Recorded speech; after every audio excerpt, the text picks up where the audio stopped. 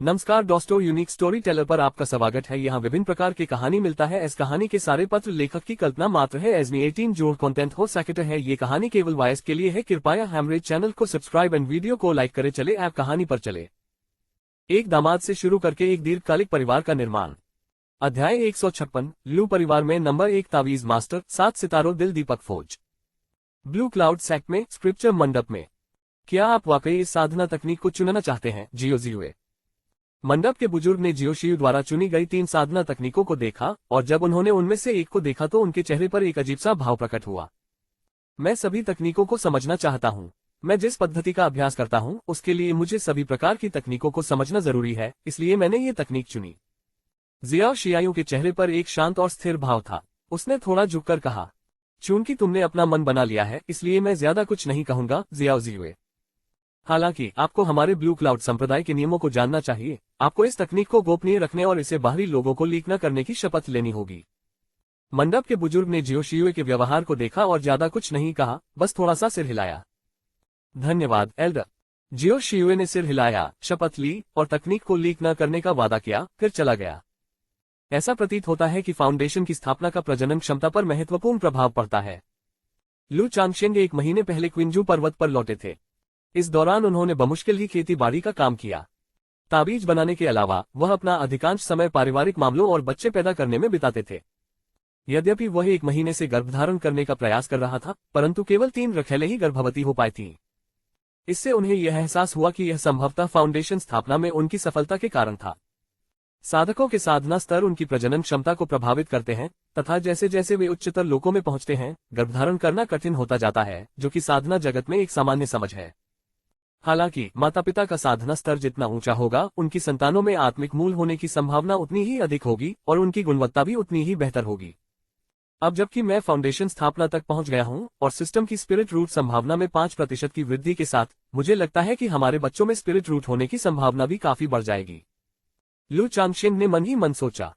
इस महीने हालांकि वह बच्चे पैदा करने में मेहनती रहे थे, लेकिन उन्होंने सुजननिकी के सिद्धांत का भी पालन किया था। तीनों गर्भवती उपपत्नियों में आत्मा की जड़ें थीं। इसलिए जिन बच्चों को वे जन्म देंगी उनमें भी आत्मा की जड़ें होने की संभावना अधिक होगी। अगर मुझे शियुए से बच्चा होता तो मुझे लगता है कि उनकी प्रतिभा असाधारण होती।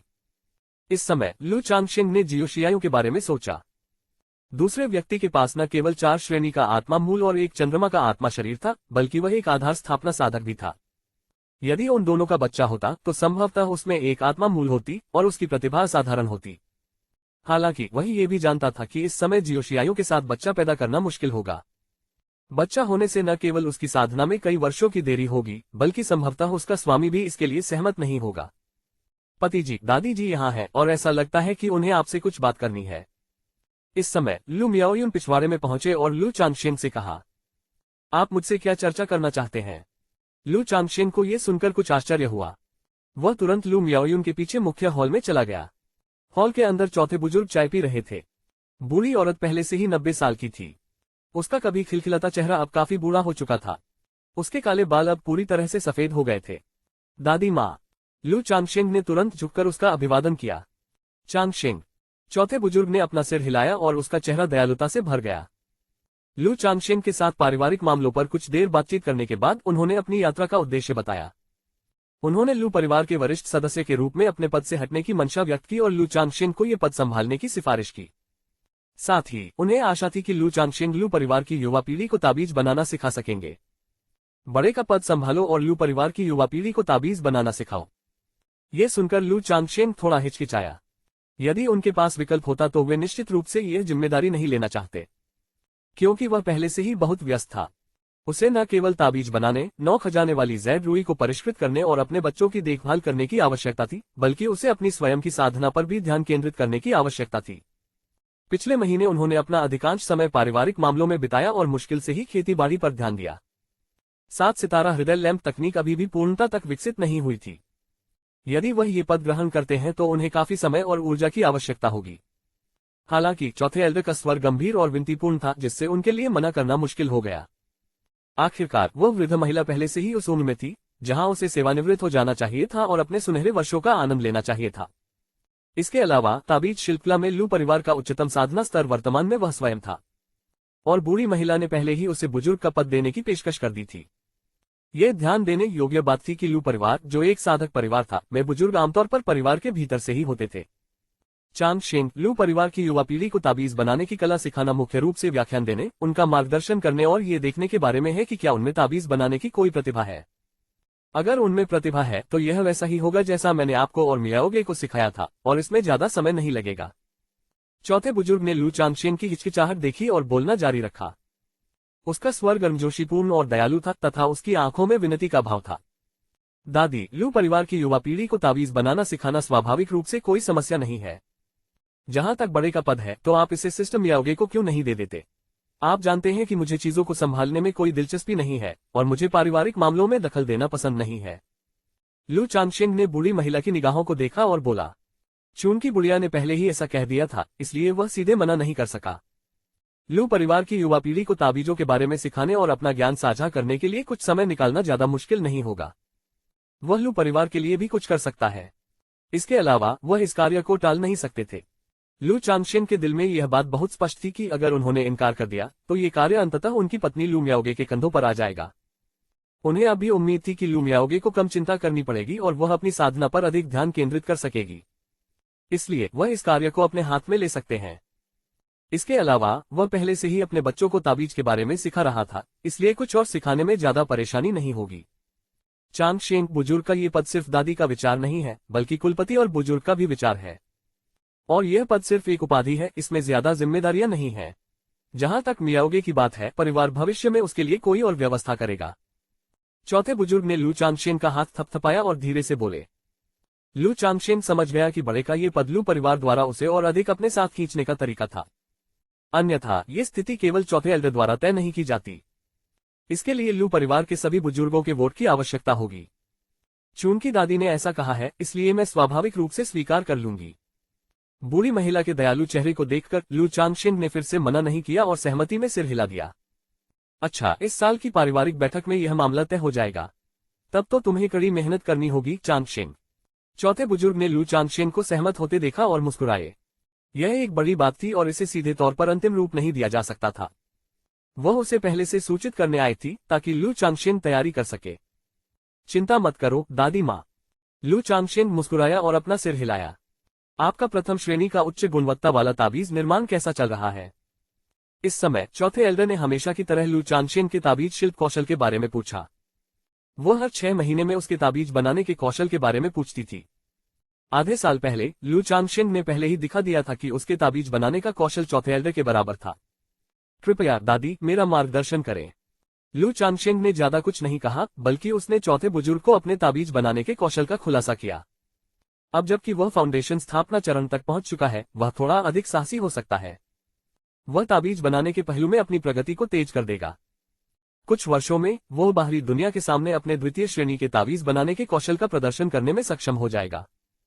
बहुत अच्छा, बहुत अच्छा। जैसे ही लू चांगशेन ने सफलतापूर्वक प्रथम श्रेणी उच्च गुणवत्ता वाला ताबीज बनाया, चौथे एल्डर का चेहरा उत्साह और खुशी से चमक उठा और वे बार बार उसकी प्रशंसा करने लगे। वह देख सकती थी कि लू चांगशेन की ताबीज बनाने की कुशलता पहले ही उससे आगे निकल चुकी थी। ये ताबीज, भले ही वह इसे स्वयं बनाए, उतना परिष्कृत नहीं होगा और शायद लू चांगशेन के ताबीज जितना अच्छा भी नहीं होगा। लू मियाओयुन, जो पास ही खड़ी थी, हालांकि उसे पूरी तरह से समझ नहीं आया, वह भी प्रसन्न और खुश थी। वह जानती थी कि उसके पति के ताबीज बनाने के कौशल ने एक और सफलता हासिल कर ली है। पिछले कुछ वर्षों में उन्होंने लू चांगशेन की ताबीज बनाने में निरंतर प्रगति देखी थी। चांगशेन, अब से मैं तुम्हें ताबीज बनाने के बारे में कुछ नहीं सिखा पाऊंगा। तुम्हें खुद पर ही निर्भर रहना होगा। ये बैंगनी रंग का ताबीज हमारे लू परिवार की दूसरी श्रेणी की उच्च गुणवत्ता वाली ताबीज बनाने की विरासत है। ये सफेद रंग की किताब ताबीज बनाने की विरासत पर मेरी अपनी व्याख्या और समझ है, जो मैंने दशकों में जमा की है। इसे लीजिए और इसका अच्छी तरह से अध्ययन कीजिए। अब मेरी एकमात्र इच्छा यह है कि मैं तुम्हें द्वितीय श्रेणी के ताबीज मास्टर बनते देखूं। चौथे बुजुर्ग ने अपना भंडारण बैग साफ किया और उसमें से एक सफेद जेड बॉक्स निकाला। अंदर 2 जेड स्लिप्स थीं, जिन्हें उसने गंभीरतापूर्वक लू चांगशेन को सौंप दिया। लू चांगशेन ने चौथे बुजुर्ग की गंभीर अभिव्यक्ति को देखा और जान गया कि यह उसके लिए बहुत कीमती चीज होगी।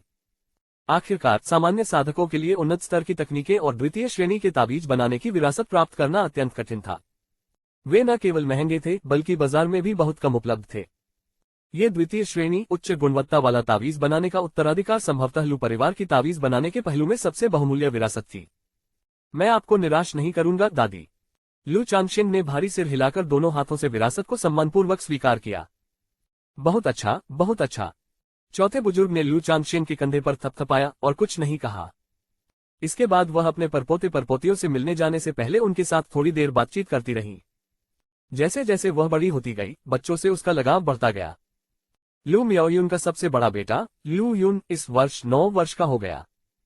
7वीं श्रेणी की आत्मा जड़ पाए जाने के बाद वह चौथे एल्डर का और भी अधिक प्रिय हो गया। हालांकि लू मियाओयुन के दूसरे बच्चे के पास कोई स्पिरिट रूट नहीं था और उसके तीसरे बच्चे के पास केवल 9वीं कक्षा का स्पिरिट रूट था, जिससे लू मियाओयुन और बूढ़ी महिला दोनों को कुछ हद तक निराशा हुई। बधाई हो पति।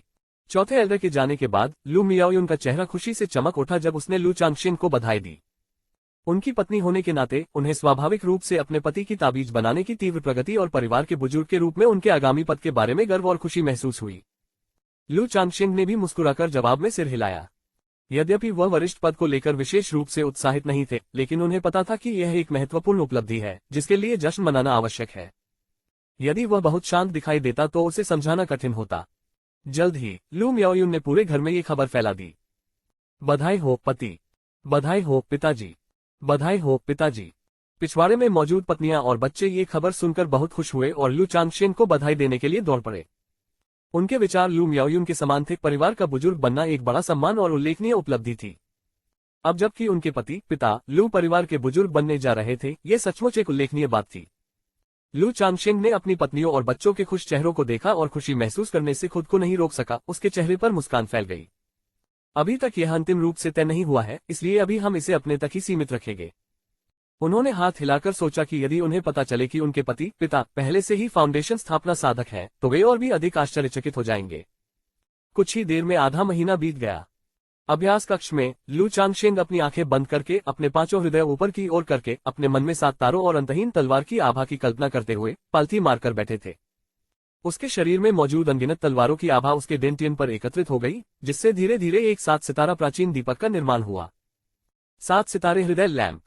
हृदय में आध्यात्मिक प्रकाश दीपक की बाती है, आध्यात्मिक शक्ति दीपक का तेल है और एक ही विचार से हृदय का दीपक प्रज्वलित किया जा सकता है, जो विश्व को समाप्त कर सकता है, मन की रक्षा और उसे प्रबुद्ध कर सकता है और बाहरी राक्षसों का प्रतिरोध कर सकता है।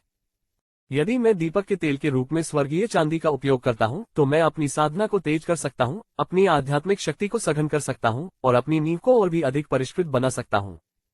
इसके अलावा दुश्मनों का सामना करते समय मैं अपनी आध्यात्मिक शक्ति का उपयोग दीपक की बाती को प्रज्वलित करने के लिए कर सकता हूं, अपने दुश्मनों को मारने के लिए अंतहीन तलवार आभा को उन्मुक्त कर सकता हूं, जिससे यह आक्रमण और रक्षा का एक आदर्श संयोजन बन जाता है। काफी देर बाद लू चांगशेन ने धीरे से अपनी आंखें खोली और अपने डेंटियन में जमे 7 सितारों वाले हृदय दीपक को निहारा। उसने एक हल्की सी आह भरी और उसके चेहरे पर एक खुशी का भाव उभर आया। आधे महीने तक बंद कमरे में साधना करने के बाद वह अंततः 7 सितारा हृदय लैंप को संघनित करने में सफल हो गया। इसके बाद उसे 7 सितारा हृदय लैंप को अपने आध्यात्मिक हथियार में बदलने के लिए सामग्री इकट्ठा करने की आवश्यकता होगी। हालांकि उन्होंने तुरंत जालसाजी शुरू नहीं की, क्योंकि इस प्रक्रिया में बहुत समय लगेगा और इसे बाधित नहीं किया जा सकता। इसे प्राप्त करने के लिए बंद कमरे में कई महीनों तक खेती करनी होगी। अब लू चांगशेन को धीरे धीरे समझ में आ गया कि साधक सांसारिक मामलों से क्यों परेशान नहीं हो सकते। इस 7 स्टोर्स हॉट लैंप संघनन विधि के लिए उन्हें अध्ययन या चिंतन में समय लगाने की आवश्यकता नहीं पड़ी। 7 तारों की प्रत्यक्ष कल्पना करने, तलवार की आभा को संघनित करने तथा हृदय दीपक को गढ़ने में उसे आधा महीना लग गया था।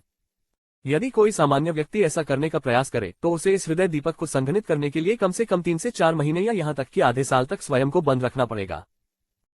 इसमें कोई आश्चर्य नहीं कि साधक बहुत अधिक सांसारिक मामलों से परेशान नहीं हो सकते। बहुत अधिक सांसारिक मामलों के कारण साधना पर ध्यान केंद्रित करना कठिन हो जाता है। लू चांगशेन ने आह भरी, अभ्यास कक्ष से बाहर निकला और चौथे एल्डर के निवास की ओर चल पड़ा, ताकि लू परिवार के बच्चों को ताबीज बनाने के बारे में सिखाने पर चर्चा कर सके। उसने सबक सिखाने की योजना बनाई और फिर एकांत में जाने के बहाने क्यू शोधन के 7वें चरण को तोड़ने के लिए 7 सितारा हृदय दीपक को आध्यात्मिक हथियार बनाने की योजना बनाई। आखिरकार ये 7 सितारा हृदय लैंप खेती के लिए फायदेमंद था और जितनी जल्दी इसे जाली बनाया गया उतना ही बेहतर था। मैं कुलपति को सभी को सूचित करने दूंगा और हम कल किंगजू पर्वत पर पाठ का आयोजन करेंगे। चौथे एल्डर ने लू चांगशेन के इरादे सुनने के बाद ये कहा। अगले दिन सूरज चमक रहा था। चौथे एल्डर लू चांगशिन के निवास पर पहुंचे। उनके साथ एक 30 वर्षीय व्यक्ति था जिसका चेहरा बहुत ही सुंदर और व्यवहार बहुत विनम्र था। ये व्यक्ति लू मियाओ था जो लू परिवार का युवा कुलपति था। इस वर्ष के पारिवारिक समारोह में वे लू परिवार के नए कुलपति बनेंगे। ऐसा नहीं था कि लू युवानरिंग ने कुछ गलत किया था। बात बस इतनी सी थी कि लू परिवार के कुलपति ने 20 साल का कार्यकाल पूरा किया। लू युवानरिंग ने अभी अभी अपना 20 साल का कार्यकाल पूरा किया था, इसलिए वह पद छोड़ देंगे और एल्डर बन जाएंगे। दादी, युवा कुलपति। लू चांगशिन ने चौथे बुजुर्ग और लू मियाओ को प्रणाम किया। चांगशिन। उन दोनों ने भी लू चांगशिन को सिर हिलाकर सहमति जताई। ये युवा कुलपति लू युवानरिंग का भतीजा था, इसलिए उनका व्यक्तित्व लू युवानरिंग के समान था। वह विनम्र और परिष्कृत थे जिससे लोगों को बहुत सहजता महसूस होती थी। वे दोनों ताबीज बनाने का पाठ सीखने आए थे। चूंकि यह पहला पाठ था इसलिए उनके पास अनुभव की कमी थी, इसलिए चौथे एल्डर को निगरानी के लिए आना पड़ा। जहां तक युवा कुलपति का प्रश्न है, वह वहां ये सुनिश्चित करने के लिए थे कि लू परिवार के बच्चे भावी बुजुर्ग लू चांगशिन के लिए कोई परेशानी पैदा न करें। लू चांगशिन ने अपने बेटों लू जियांजी और लू क्वांजिन को भी आने के लिए बुलाया। उसके इन दोनों बेटों में ताबीज बनाने की कोई प्रतिभा नहीं थी, लेकिन प्रतिभा के बिना भी साधकों के लिए ताबीज बनाने के बारे में अधिक जानना कोई बुरी बात नहीं हो सकती। सभी लोग किंजू माउंटेन मैनर पहुंचे। अंकल फू। लू चांगशिन ने किंजू माउंटेन मैनर के प्रबंधक अंकल फू को देखा और उनका अभिवादन किया। अंकल फू, जो एक वृद्ध व्यक्ति थे, उनकी आयु भी काफी बढ़ गई थी और अब वे सेवानिवृत्त हो चुके थे। चौथे एल्डर युवा कुलपति चांगशिन अंकल फू ने लू चांगशिन और अन्य लोगों का अभिवादन किया। उसके दिल में कई तरह की भावनाएं थी। वह सोच रहा था कि कैसे लू चांगशिन, लू परिवार का पूर्व दामाद, अब लू परिवार का मूल बन गया है। तालिस्मन दांव पर उन्होंने लेडी लू मियाओगे को भी पीछे छोड़ दिया, चौथे एल्डर के रूप में पदभार संभाला और लू परिवार में नंबर 1 व्यक्ति बन गए। वह उन तीनों को किंजू पर्वत मनो के एक बड़े हॉल में ले गया। अंदर लू परिवार के 20 से अधिक युवा शिष्य थे जिनकी उम्र 11 से 15 वर्ष के बीच थी। नमस्कार चौथे एल्डर, अंकल मियाओ, अंकल चांग, मास्टर लू। इन युवा लू परिवार के शिष्यों को कल ये समाचार मिला था और वे जानते थे कि लू चांगशिन ताबीज बनाना सिखा रहे हैं। परिवार के बुजुर्गों ने उन्हें लू चांगशिन के प्रति सम्मान और शिष्टाचार दिखाने का भी निर्देश दिया था। आखिरकार उस लड़ाई के दौरान जहां लू परिवार ने चेन परिवार को नष्ट कर दिया था, लू परिवार की पिछली पीढ़ी को लू चांगशिन की असाधारण प्रतिभा और दामाद के रूप में मूल्य के बारे में पता था। न केवल उनमें ताबीज दाव के लिए एक प्राकृतिक प्रतिभा थी, बल्कि वे लू परिवार के पूर्वजों के भी पसंदीदा थे और उन्हें व्यक्तिगत रूप से विवाह का अधिकार भी प्राप्त था। उनका एक फाउंडेशन स्थापना साधक के साथ भी गहरा संबंध था। जियान क्वांजहेन, तुम दोनों एक सीट ढूंढो और बैठ जाओ। लू चांगशिन ने अपने दोनों बेटों से कहा, फिर व्याख्यान देना शुरू कर दिया। अपने द्वितीय श्रेणी के ताबीज शिल्प कौशल के साथ वह अपनी नींव में बेहद मजबूत था। उनकी सैद्धांतिक व्याख्याएं भी अच्छी तरह से संरचित और समझने में आसान थीं। चौथे एल्डर के बिल्कुल विपरीत, जिन्होंने धीमे और निरंतर प्रयास से सीखा था, लू चांगशिन की शिक्षा सहज और स्वाभाविक थी। इसलिए इन नए लोगों के लिए उनसे सीखना और तालिस्मन दाव को समझना एकदम सही था। लू चांगशिन ने पीछे नहीं हटते हुए सरल और आसानी से समझ आने वाले तरीके से पढ़ाया, जिससे पाठ का प्रवाह सुचारू रूप से चलता रहा। उन्होंने ताबीज बनाने के बुनियादी चरणों को भी चरणबद्ध तरीके से समझाया और बच्चों ने ध्यानपूर्वक सुना। यहां तक कि चौथे एल्डर भी लू चांगशिन का व्याख्यान सुनकर ताबीज निर्माण प्रक्रिया की स्पष्ट और संक्षिप्त व्याख्या से आश्चर्यचकित हुए बिना नहीं रह सके। उसने महसूस किया कि लू चांगशिन की शिक्षा दोषरहित थी, उसमें कोई दोष नहीं था। उसे पुरानी यादें भी ताजा हो गईं, मानो वह मूल बातें फिर से सीख रही हो। उन्होंने शुरू में सोचा था कि लू चांगशिन, जिसने स्वयं अध्ययन के माध्यम से सीखा था, उसकी नींव में कुछ कमियां हो सकती हैं। इसलिए वह ये सोचकर पाठ सुनने आए कि वह लू चांगशिन को 1-2 बातें बता सकेगी और उसकी नींव मजबूत करने में उसकी मदद कर सकेगी। लेकिन अप्रत्याशित रूप से उसने स्वयं को पुनः मूल बातों की समीक्षा करते हुए पाया। ठीक है, आज के पाठ के लिए इतना ही काफी है। यदि आप रुचि रखते हैं तो आप घर पर स्वयं अभ्यास कर सकते हैं और मैं अगले पाठ के दौरान आपकी जांच करूंगा। लगभग 1 घंटे तक व्याख्यान देने के बाद लू चांगशिन रुके और बोले, तावीज बनाना सिर्फ सुनने से नहीं होता। अगर आप सिर्फ सुनते हैं तो ये बेकार है। आपको अपने हाथों से तकनीकों का अभ्यास और निपुणता हासिल करनी होगी। तावीज दाव में सफलता पाने के लिए आपको अपने तन और मन को एक करना होगा और अपनी आध्यात्मिक ऊर्जा और शक्ति पर सटीक नियंत्रण रखना होगा। फिर निरंतर अभ्यास से आप तावीज दाव में सफलता प्राप्त कर सकते हैं। चांगशिन, आज तुम्हारे प्रदर्शन ने मुझे पूरी तरह से आश्चर्यचकित कर दिया है, चौथे बुजुर्ग ने मुस्कुराते हुए कहा, उनका चेहरा प्रशंसा से भरा हुआ था। धन्यवाद चौथे एल्डर, ये सब आपके मार्गदर्शन के कारण है, लू चांगशिन ने विनम्रतापूर्वक उत्तर दिया। फिर उन्होंने क्यूई शोधन के 7वें चरण तक पहुंचने की अपनी योजना बताई। अगला पाठ शायद कुछ महीनों में होगा। चांगशिन, अगर आप व्याख्यान देने की योजना बना रहे हैं तो अंकल फू को कुछ दिन पहले बता दीजिए, लू मियाओचांग ने कहा। लू चांगशेन के व्याख्यानों के लिए एक निश्चित समय सारिणी लागू करना असंभव था और अपनी गति से चलना अधिक सुविधाजनक था। वैसे चांगशेन, जब आप बाद में क्यूई रिफाइनिंग के चरण में पहुंचेंगे तो आपको एक उच्च श्रेणी की ब्रेकथ्रू गोली के लिए विनिमय करना होगा, लू मियाओचांग ने जारी रखा। उन्होंने कहा, मुझे याद है कि हमारे परिवार में 2 उच्च श्रेणी की ब्रेकथ्रू पिल्स हैं। लू चांगशेन ने मुस्कुराते हुए कहा, मेरा भी यही विचार था। ये परिवार के योगदान अंकों का लाभ उठाने के बारे में नहीं था, बल्कि 9वीं कक्षा के स्पिरिट रूट के रूप में ब्रेकथ्रू पिल का उपयोग न करना असामान्य होगा। मुझे भी वहां जाना है, तो चलो साथ चलते हैं, लू मियाओचांग ने सिर हिलाते हुए कहा। अच्छा। लू चांगशेन ने सिर हिलाकर अपने दोनों बेटों को अपने आप वापस लौटने दिया। वह और लू मियाओचांग उच्च श्रेणी की ब्रेकथ्रू गोली के आदान प्रदान के लिए गए। उच्च श्रेणी की ब्रेकथ्रू पिल की कीमत बाजार में 1200 स्पिरिट स्टोन है, लेकिन लू परिवार में इसे 850 योगदान अंकों के बदले में बदला जा सकता है, जो 850 स्पिरिट स्टोन के बराबर है। ये परिवार के लाभों में से एक था, जिससे परिवार के सदस्यों को योगदान करने के लिए प्रोत्साहन मिलता था। लू चांगशेन ने हर महीने लू परिवार को तावीज प्रदान करके कई योगदान अंक जमा किए थे, जो उच्च श्रेणी की ब्रेकथ्रू गोली के बदले में प्राप्त करने के लिए पर्याप्त थे। उच्च श्रेणी की ब्रेकथ्रू गोली के आदान प्रदान के बाद लू चांगशेन और लू मियाओचांग ने विदाई ली। वह देख सकता था कि युवा कुलपति हमेशा उसके प्रति दयालुता दिखाते थे। इसके अलावा दूसरा पक्ष भी भाई भाई था, इसलिए स्वाभाविक रूप से उसका रवैया दोस्ताना था, और चूंकि दूसरा पक्ष उसे सम्मान देता था, इसलिए वह बदले में और भी अधिक सम्मान दिखाता था। मुझे नहीं पता कि जियू कब आएगा। मैं 7 स्टॉर्स हॉट लैम्प को परिष्कृत करने जा रहा हूं, जिसमें लगभग 3 से 4 महीने लगेंगे। वापस जाते समय लू चांगशेन ने जियो के बारे में सोचा। उन दोनों को अलग हुए 3 महीने हो गए थे। जियो शिवे फाउंडेशन स्थापना तकनीकों को सीखने और रिपोर्ट करने के लिए ब्लू क्लाउड संप्रदाय में वापस चला गया था, और कुछ महीनों में उसके आने की उम्मीद थी। पत्नी, क्या तुम इस संचार ताबीज को रखने में मेरी मदद कर सकती हो? अगर कोई संदेश भेजे तो उन्हें बता देना कि मैं एकांत में हूं। अगर उसे कोई काम है तो उसे सीधे होंगे घाटी के बाजार में जाकर सिस्टम याओगे को ढूंढने के लिए कहो। घर लौटने के बाद लू चांगशेन ने अपनी पत्नी को अपने एकांतवास के बारे में बताया। साथ ही उन्होंने अपने और जियाओ जियू के बीच संचार का ताबीज अपनी पत्नी लू मियाओयुन को दे दिया। इस तरह जब वह वहां नहीं होगा तो जियो जियू नहीं आएगी। समय उड़ता गया और 4 महीने पलक झपकते ही बीत गए। साधना कक्ष में लू चांगशेन एक लंबा नीला वस्त्र पहने हुए पालथी मारकर बैठे थे और ध्यान कर रहे थे। उसके सामने एक प्राचीन दीपक जल रहा था, जिससे हल्की कोमल चमक निकल रही थी। दीपक का रंग कांस्य रंग का था, जिसके चारों ओर 7 चमकदार रत्न जड़े हुए थे, जो 7 छोटे तारों के समान थे तथा एक नर्म सौम्य प्रकाश उत्सर्जित कर रहे थे। 7 सितारे हॉट लैम्प तैयार है। लू चांगशेन ने अचानक अपनी आंखें खोली और अपने सामने रखे प्राचीन दीपक को देखने लगा। वह स्पष्ट रूप से महसूस कर सकता था कि यह प्राचीन दीपक उसके साथ एक था और उसके मन और आत्मा से जुड़ा हुआ था। यह उनका नियत आध्यात्मिक हथियार था। यद्यपि यह एक निम्न श्रेणी का आध्यात्मिक हथियार था, फिर भी इसकी शक्ति सामान्य आध्यात्मिक हथियारों से कहीं अधिक थी। इसके अलावा इसे अपने शरीर के भीतर संग्रहित किया जा सकता है और अपनी स्वयं की डेंटिन आध्यात्मिक ऊर्जा के साथ पोषित करके धीरे धीरे इसकी शक्ति और गुणवत्ता को बढ़ाया जा सकता है। और जब खतरे का सामना करना पड़ता है तो आध्यात्मिक हथियार उसे चेतावनी भी दे सकता है और उसकी रक्षा भी कर सकता है। एकमात्र कमी ये थी कि यदि आध्यात्मिक हथियार क्षतिग्रस्त हो जाता तो उसे भी कुछ चोट लगती। लू चांगशेन ने अपना हाथ बढ़ाया और प्राचीन दीपक अपने हाथ में पकड़ लिया। स्पर्श करने पर यह गर्म और मुलायम महसूस हुआ, मानो किसी गर्म जैट को पकड़ रखा हो।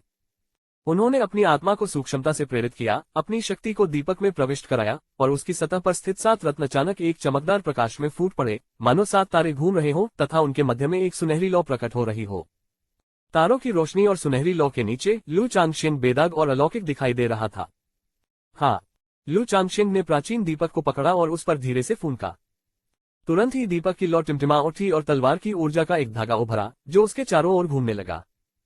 तलवार ऊर्जा का ये धागा भयंकर और राजसी था, जो लू चांगशेन को घेरे हुए था। एक तलवार ऊर्जा ड्रैगन, एक तलवार ऊर्जा बाघ और एक तलवार ऊर्जा ढाल में परिवर्तित हो गया।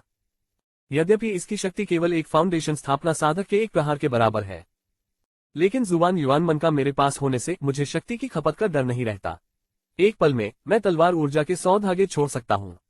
यहाँ तक कि एक मध्य अवस्था आधार स्थापना साधक को भी इससे बचाव करने में कठिनाई होगी। यदि यह एक समूह युद्ध है तो क्यूई शोधन साधकों का सामना करना एक तरफा नरसंहार होगा। लू चांगशेन ने अपने चारों ओर तलवार की ऊर्जा के धागों को देखा, आध्यात्मिक हथियार की शक्ति का दबाव महसूस किया। फिर उसने अपनी आत्मा को हिलाया और तलवार की ऊर्जा विलुप्त हो गई। 7 सितारा हृदय लैंप प्रकाश की एक धारा में परिवर्तित हो गया, जो उसके शरीर में प्रवेश कर गया, उसकी शिरोबिंदुओं के साथ उसके डेंटियन तक बह गया। एक वास्तविक आध्यात्मिक हथियार बनाना और 7 सितारा हृदय लैंप की शक्ति को संघनित करना दो पूरी तरह से अलग अनुभव थे। अब जबकि आध्यात्मिक हथियार उसके भीतर था, लू चांगशेन को रहस्य का एहसास हुआ। मुझे आश्चर्य है कि यह 7 स्टार्स हॉट लैंप आध्यात्मिक ऊर्जा को केंद्रित करने में कितना प्रभावी है। लू चांगशेन ने आध्यात्मिक ऊर्जा को संघनित करने में 7 सितारा हृदय लैंप के प्रभावों के बारे में सोचा। यह भी दीपक के सबसे शक्तिशाली प्रभावों में से एक था। उन्होंने अपने भंडारण बैग से 7 सितारे हॉट लैंप के लिए ईंधन के रूप में 2 चांदी के सिक्के निकाले। तुरंत ही दीपक की सुनहरी लौ प्रज्वलित हो गई और फिर दानातियन झील में प्रवेश कर गई। दानियन झील के भीतर तरल आध्यात्मिक ऊर्जा उबलने लगी, मानो वह उबल रही हो। समय धीरे धीरे बीतता गया। काफी समय बाद दीपक का तेल समाप्त हो गया और दानतियन झील शांत हो गई।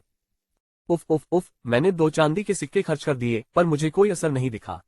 बस एक हल्की सी परिष्कृत आध्यात्मिक ऊर्जा का एहसास हुआ।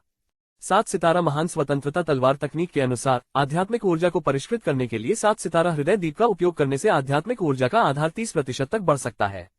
इस 30% वृद्धि के लिए 100 किलोग्राम से अधिक स्वर्गीय चांदी जलानी होगी, जो 10,000 से 20,000 स्पिरिट स्टोन के बराबर है। लू चांगशेन निराशा में अपना सिर हिलाने से खुद को नहीं रोक सका।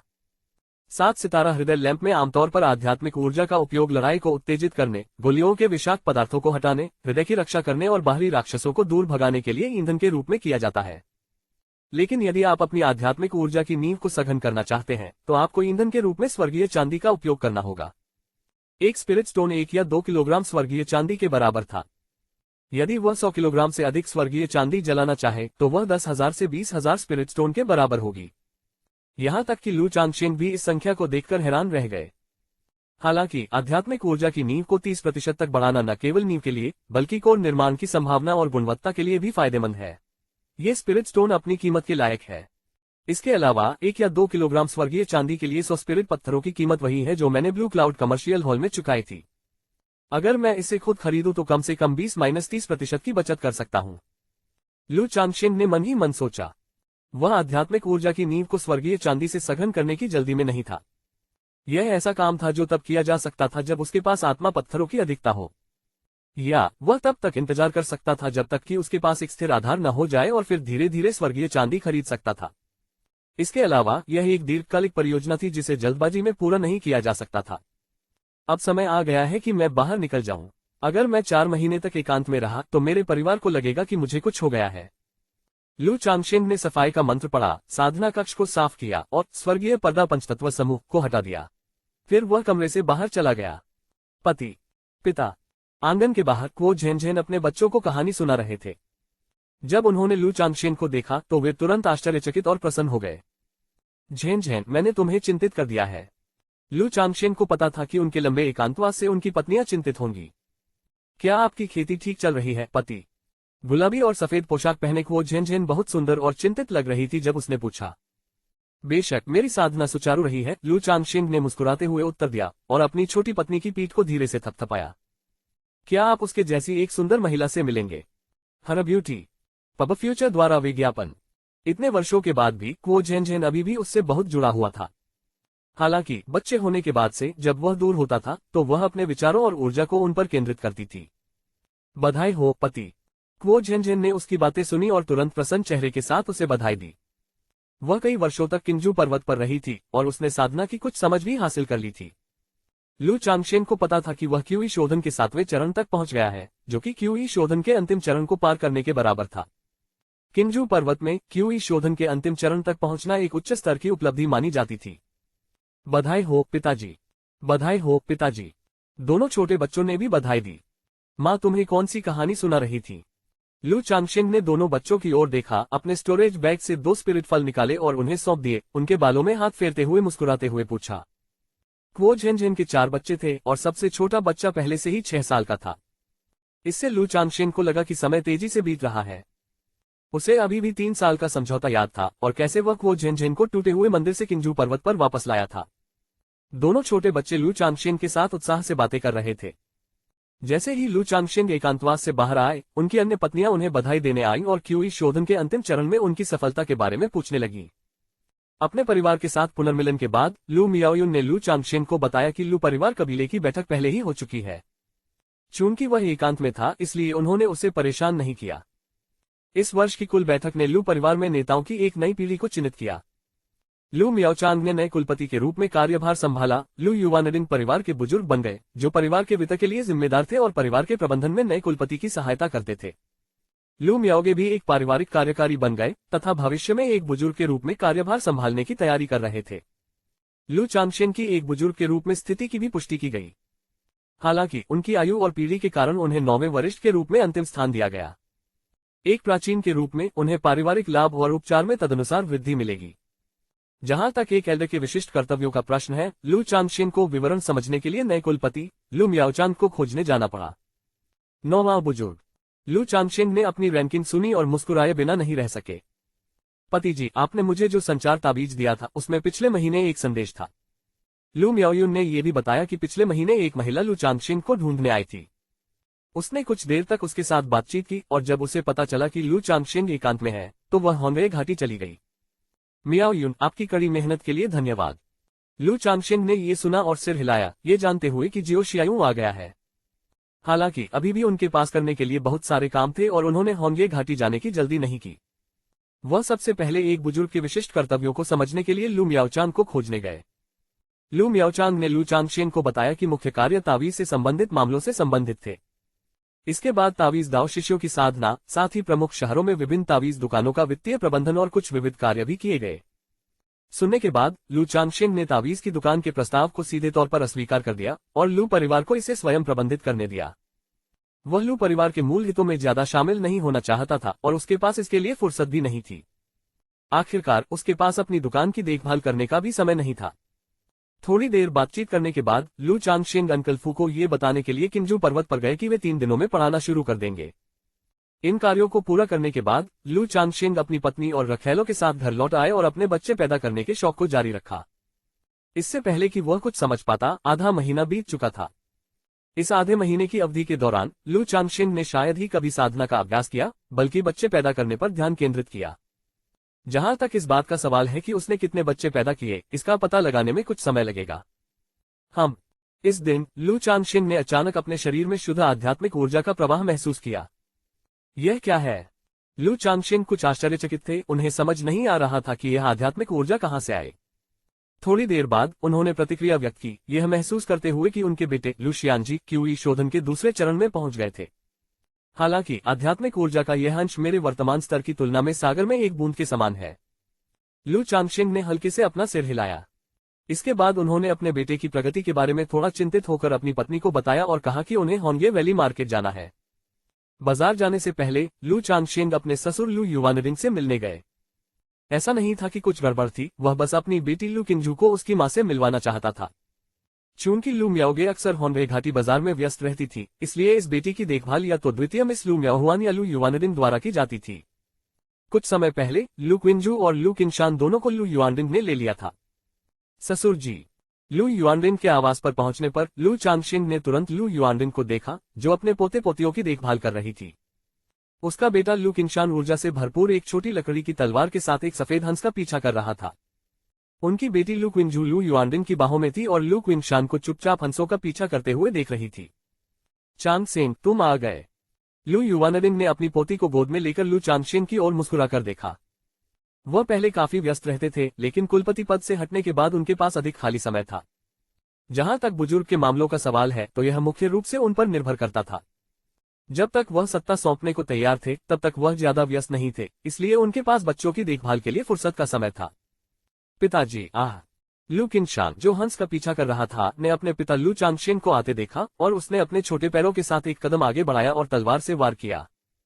लू चांगशेन ने यह देखा और तेजी से अपने बेटे की गर्दन पकड़ ली और उस शरारती बच्चे को ऊपर उठा लिया। दादाजी, मुझे बचाओ। लू किनशान ने तुरंत अपने दादा से मदद की गुहार लगाई। पापा। लू किंजू, जो लू युआनडिन की बाहों में थी, ने लू चांगशेन को देखा, जैसे कि उसे अपने पिता को पहचानने में कुछ समय लगा, जिससे लू चांगशेन को शर्मिंदगी महसूस हुई। आखिरकार इस उम्र के बच्चों की याददाश्त कमजोर होती है और उन्होंने उनके साथ ज्यादा समय नहीं बिताया था। ससुर जी, मैं होनवे घाटी बाजार जाने की तैयारी कर रही हूँ, इसलिए मैंने सोचा कि मैं किंजू को मियाओगे दिखाने ले जाऊं। लू चांगशेन ने अपने बेटे को नीचे उतारा और अपने इरादे समझाए। ठीक है चांगशेन, मुझे पता है कि आप अभी व्यस्त हैं, लेकिन जब आपके पास समय हो तो कृपया मियाओगे और वान एर के साथ अधिक समय बिताएं। लू युआनडिन ने जवाब में सिर हिलाया। मैं समझता हूँ। लू चांगशेंग और लू युवानरिंग ने अपनी बेटी को लेने से पहले थोड़ी देर बातचीत की। अपनी बेटी की गोरी और कोमल त्वचा, उसके गोल मटोल छोटे चेहरे को देखकर वह उसे 2 बार चूमे बिना नहीं रह सका और बोला, किंगजू चलो मां से मिलते हैं। जब भी वह अपनी बेटी का छोटा सा चेहरा देखता तो उसे 2 बार चूमने से खुद को रोक नहीं पाता। पिताजी, मैं भी आंटी से मिलना चाहता हूँ। ये सुनकर लू किंगशान भी जोर से चिल्लाया। उसे आंटी लू मियाओगे बहुत पसंद थी, क्योंकि आंटी हमेशा उसके लिए स्वादिष्ट खाना और खिलौने खरीदती थी। लू चांगशेंग ने अपने बेटे की ओर देखा। सच कहूं तो वह वास्तव में अपने बेटे को बाहर नहीं लाना चाहता था, मुख्यतः इसलिए क्योंकि यह बेटा बहुत ज्यादा जिंदादिल था और उसे लगातार निगरानी की जरूरत थी। अपनी बेटी लू किंगजू के विपरीत, जो शांत और अच्छे व्यवहार वाली थी, शोरगुल या परेशानी पैदा करने वाली नहीं थी। ठीक है, चूंकि तुम जाना चाहते हो तो चलो साथ चलते हैं। ये सोचते हुए कि उसने इस बच्चे के साथ ज्यादा समय नहीं बिताया है, लू चांगशेंग ने फिर भी सहमति में सिर हिलाया। लू युवानरिंग ने लू चांगशेंग को दोनों बच्चों को ले जाने की इच्छा रखते हुए कहा कि वह भी लू चांगशेंग के साथ होंगे घाटी बाजार देखने जाएंगे। यद्यपि होंगे घाटी बाजार अपेक्षाकृत नजदीक था, फिर भी वह 4 वर्ष से कम उम्र के 2 बच्चों को अकेले लू चांगशेंग द्वारा बाहर ले जाने से सहज नहीं थे। ये सुनकर लू चांगशेंग स्वाभाविक रूप से कुछ नहीं कह सका। लू युवानरिंग के आसपास होने से कम बच्चों की देखभाल करने में मदद करने के लिए कोई तो था, जिससे उसके लिए सिरदर्द कम हो जाएगा। तुरंत ही वे दोनों, जिनमें से प्रत्येक के हाथ में एक बच्चा था, स्टील के पंखों वाले बाज पर सवार होकर होंगे घाटी बाजार की ओर चल पड़े। आधे दिन बाद वे होंगे घाटी बाजार पहुंचे। वर्तमान में होंगे घाटी बाजार लोगों से भरा हुआ था। लू युवानरिंग ने लू चांगशेंग को बताया कि 4 प्रमुख परिवार अगले वर्ष से प्रत्येक वर्ष नीलामी आयोजित करने की योजना बना रहे हैं, ताकि अधिकाधिक रुचक कृषकों को आकर्षित किया जा सके। उन्होंने ये भी आशा व्यक्त की कि लू चांगशेंग कुछ उच्च गुणवत्ता वाली शीर्ष श्रेणी की तावीज कलाकृतियां नीलामी के लिए ला सकेंगे। नीलामी, ठीक है। ये खबर सुनकर लू चांगशेंग ने सहमति में सिर हिलाया। होंगे घाटी बाजार 3 वर्षों से खुला है और आगंतुकों की संख्या लगभग चरम पर पहुंच गई है। अधिक किसानों को आकर्षित करने के लिए उन्हें स्वाभाविक रूप से कुछ आकर्षक प्रस्ताव लाने की आवश्यकता है। अन्यथा होंगे वैली मार्केट की वर्तमान सुरक्षा गारंटी और ब्लू क्लाउड कमर्शियल हॉल और मायरियट ट्रेजर्स पवेलियन जैसी बड़ी दुकानों की कमी के कारण आकर्षण वास्तव में सीमित था। चलते चलते और बातें करते हुए वे किंगजू की लू स्पिरिट तावीज शॉप पर पहुंचे। पिताजी, चांगशेंग। लू मियाओगे ने लू चांगशेंग और लू युआनरिंग को 2 बच्चों को लेकर आते देखा और मुस्कुराया। इसके बाद समूह बच्चों को बाजार में घुमाने और मौज मस्ती करने ले गया। थोड़ी देर बाद खाने के बाद लू युवानरिंग ने दंपति को कुछ जगह दी और दोनों बच्चों को लू परिवार के बड़े आंगन में वापस ले गया। होंगे घाटी को शुरू में 4 प्रमुख परिवारों में विभाजित किया गया था, जिसमें लू परिवार का हिस्सा सबसे बड़ा था, जिसके पास लगभग 40% हिस्सा था। इसलिए होंगे घाटी बाजार में लू परिवार के लोगों के पास रहने के लिए जगह की कमी नहीं थी। चांगशेंग, मिस जियाओ फिर से यहाँ है और मैंने उनके लिए पिछले गुफा निवास में रहने की व्यवस्था की है। आत्मा तावीज की दुकान पर लौटने के बाद लू मियाओगे ने लू चांगशेंग से कहा। बहन मियाओगे, परेशानी के लिए धन्यवाद। लू चांगशेंग ने गर्मजोशी से उत्तर दिया। इससे पहले जियो शियायू आधे साल तक होंगे वैली मार्केट में रह चुकी थी और लू मियाओगे को उसके अस्तित्व के बारे में पता था। इसके अलावा लू मियाओगे की बुद्धिमत्ता से उसने दोनों के बीच के रिश्ते को भी देखा होगा, जो कि केवल एक साधारण साधक की दोस्ती नहीं थी। चांगशेंग, क्या मिस जियाओ ने सफलतापूर्वक अपना फाउंडेशन स्थापित कर लिया है? लू मियाओगे ने पूछा। लू चांगशेंग के पिछले संदेशों के माध्यम से वह जियो शियाओ की फाउंडेशन स्थापना के बारे में जानती थी, लेकिन जियो शियाओ एक शांत और ठंडा व्यक्ति था और बातचीत के दौरान भी दोनों के बीच ज्यादा बातचीत नहीं होती थी। हाँ, उसने सफलतापूर्वक अपना फाउंडेशन स्थापित कर लिया है, लेकिन आगे की साधना के लिए उसे अभी भी मेरी मदद की जरूरत है, इसलिए वह फिर से आए है। लू चांगशेंग ने उत्तर दिया। फाउंडेशन स्थापना। लू मियाओगे के चेहरे पर ईर्ष्या और प्रशंसा के भाव दिखाई दिए जब उसने जियो शियाओ की सफल फाउंडेशन स्थापना के बारे में सुना। एक किसान परिवार से आने वाले किसान के रूप में फाउंडेशन प्रतिष्ठान बनना हर किसी का सपना था, जिसे छोटी उम्र से ही पोषित और सिखाया गया था। हालांकि अधिकांश लोगों को धीरे धीरे यह एहसास हो जाएगा कि फाउंडेशन की स्थापना उनसे बहुत दूर है। लू मियाओगे को पता था कि उसके पास फाउंडेशन स्थापना प्राप्त करने की कुछ संभावनाएं हैं, लेकिन यह अभी भी अनिश्चित था। बहन मियाओगे, मेरे पास आपके लिए एक उपहार है। लू चांगशेंग ने लू मियाओगे की आंखों में नजर देखी। वह स्वाभाविक रूप से जानता था कि लू मियाओगे साधना के प्रति समर्पित था और उसने हमेशा एक दिन फाउंडेशन स्थापना तक पहुंचने का सपना देखा था। ये कहते हुए उसने अपने बैग से एक चीनी मिट्टी की बोतल निकाली। उपहार। लू मियाओगे ने ये सुना और मुस्कुराते हुए चीनी मिट्टी की बोतल को जांचने के लिए उठाया। यह थरी यांग पिल है। चीनी मिट्टी की बोतल के अंदर गोली को देखकर लू मियाओगे के चेहरे पर आश्चर्य और संदेह की झलक दिखी। ये सही है, ये थरी यांग पिल है, जिसे स्मॉल फाउंडेशन एस्टेब्लिशमेंट पिल के नाम से भी जाना जाता है। बहन मियाओगे, यदि आप ये 3 यान गोली लेती हैं तो आप सीधे क्यूई शोधन के 8वें चरण से क्यूई शोधन के 9वें चरण तक पहुंचने में सक्षम हो जाएंगी। ये कहते हुए लू चांगशेन मुस्कुराए। उन्होंने लू मियाओगे के लिए फाउंडेशन स्थापना गोली तैयार कर ली थी, इसलिए इसे लेने के लिए क्यूई शोधन पूरा होने तक इंतजार करने की कोई आवश्यकता नहीं थी। अभी भी इसे लेने पर प्रभाव वही रहेगा। आप इस थरी यान पिल को अपने पास रख सकते हैं। लू मियाओगे मंद मंद मुस्कुराए। उसका चेहरा उज्ज्वल और सौम्य था, अत्यंत आकर्षक। हालांकि वह नहीं जानती थी कि लू चांगशेन को ये 3 यान गोली कहां से मिली थी, लेकिन वह जानती थी कि यह कितनी कीमती थी। यदि बाजार में बेचा जाए तो एक गोली की कीमत कम से कम 3 से 4 हजार स्पिरिट स्टोन के बराबर होगी। प्रथम श्रेणी की तावीज मास्टर होने के बावजूद वह इतनी कीमती गोली खरीदने में असमर्थ थी। आखिरकार हर तावीज मास्टर के पास लू चांगशेन की तरह 100% सफलता दर नहीं थी, और तावीज बनाने का अभ्यास करने के लिए सामग्री खरीदने के लिए आत्मा पत्थर खर्च करने की आवश्यकता नहीं थी। मैंने पहले ही एक ले लिया है और यह विशेष रूप से आपके लिए है, बहन मियाओगे। लू चांगशेन मुस्कुराया और कहा। उन्होंने अनुमान लगाया था कि लू मियाओगे मना कर देंगे, इसलिए उन्होंने अपने शब्द तैयार कर लिए थे। धन्यवाद चांगशेन। लू मियाओगे ने लू चांगशेन की आंखों में देखा, जो कोमलता से चमक रही थी, और अब उसने मना नहीं किया। हम पति पत्नी हैं और बहुत पहले ही एक हो चुके हैं, तो फिर धन्यवाद की क्या जरूरत है। लू चांगशेन मुस्कुराया और बोला, अगर तुम गोली लेना चाहती हो और एकांत में जाना चाहती हो तो मैं तुम्हारे लिए दुकान देख सकता हूँ। पिताजी किंजू और किंगशान यहाँ हैं, चलो इसके बारे में बाद में बात करते हैं। लू मियाओगे ने धीरे से कहा। जैसे उसे कुछ याद आ रहा हो, उसने कहा, ओह चांगशेन, तुम्हारा दोस्त ली फेयू पहले आया था, लेकिन तुम्हारे लौटने का इंतजार नहीं किया और मेरे लिए तुम्हें देने के लिए कुछ छोड़ गया। कुछ? लू चांगशेन ये सुनकर आश्चर्यचकित हुआ। कुछ ही देर में लू मियाओगे ने कमरे से एक स्टोरेज बैग निकाला और लू चांगशेन को दे दिया। लू चांगशेन ने भंडारण बैग खोला और देखा कि उसमें आत्मा पत्थरों का ढेर था। वहां लगभग 200 आत्मा पत्थर थे, और वहां एक पत्र भी था। लू चांगशेन ने पत्र खोला और उसे पढ़ा। पत्र समाप्त करने के बाद लू चांगशेन ने एक हल्की आह भरी। ये पत्र एक विदाई नोट था। ली फेयू ने लिखा था कि उसने किंगलुआन अमर शहर जाने के लिए किसी के साथ अपॉइंटमेंट ले लिया है, इसलिए वह लू चांगशेन का अब और इंतजार नहीं करेगा और वे बाद में मिलेंगे। 200 स्पिरिट स्टोन उसके अतिरिक्त स्पिरिट स्टोन का हिस्सा थे, इसलिए वह उन्हें पहले लौटा रहा था। जहां तक शेष बचे हुए आत्मिक पत्थरों का प्रश्न है, वह उन्हें अगली बार किंगलुआन अमर शहर से लौटते समय वापस ले आएगा। उन्होंने लू चांगशेन से ये भी कहा कि वे चिंता न करें और जब समय होगा तो वे वापस आ जाएंगे। फिर उन्होंने कुछ छोटी छोटी बातों और साधना जगत के अपने अनुभवों के बारे में लिखा। फेयू अभी भी वैसा ही है, किसी का कर्जदार बनने को तैयार नहीं है। लू चांगशेन ने आह भरी और अपना सिर हिलाया। अब उसे इन 200 आत्मा पत्थरों की आवश्यकता नहीं थी, लेकिन ये 200 आत्मा पत्थर संभवतः वह सब थे जो ली फेयू बचा सकता था। चांगशेन। लू मियाओगे को यह भी पता था कि ली फेयू लू चांगशेन के कुछ अच्छे दोस्तों में से एक था। वे दोनों एक साथ लू परिवार में आए और उनके बीच घनिष्ठ संबंध हो गया। बहन मियाओगे, लू चांगशेन ने कहा, मैं ठीक हूं, बस थोड़ा भावुक हूं। लू चांगशेन ने अपनी पत्नी से कुछ भी नहीं छिपाया, जिसमें ली फेयू के मामले भी शामिल थे। कभी कभी किसी से बात करने और अपनी भावनाओं को साझा करने से व्यक्ति के मूड में काफी सुधार हो सकता है।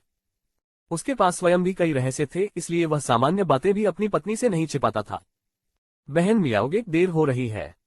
थोड़ी देर बातचीत करने के बाद लू चांगशेन ने अपनी पत्नी के सौम्य और सुंदर चेहरे को देखा और अचानक कहा, चलो कमरे में चलते हैं।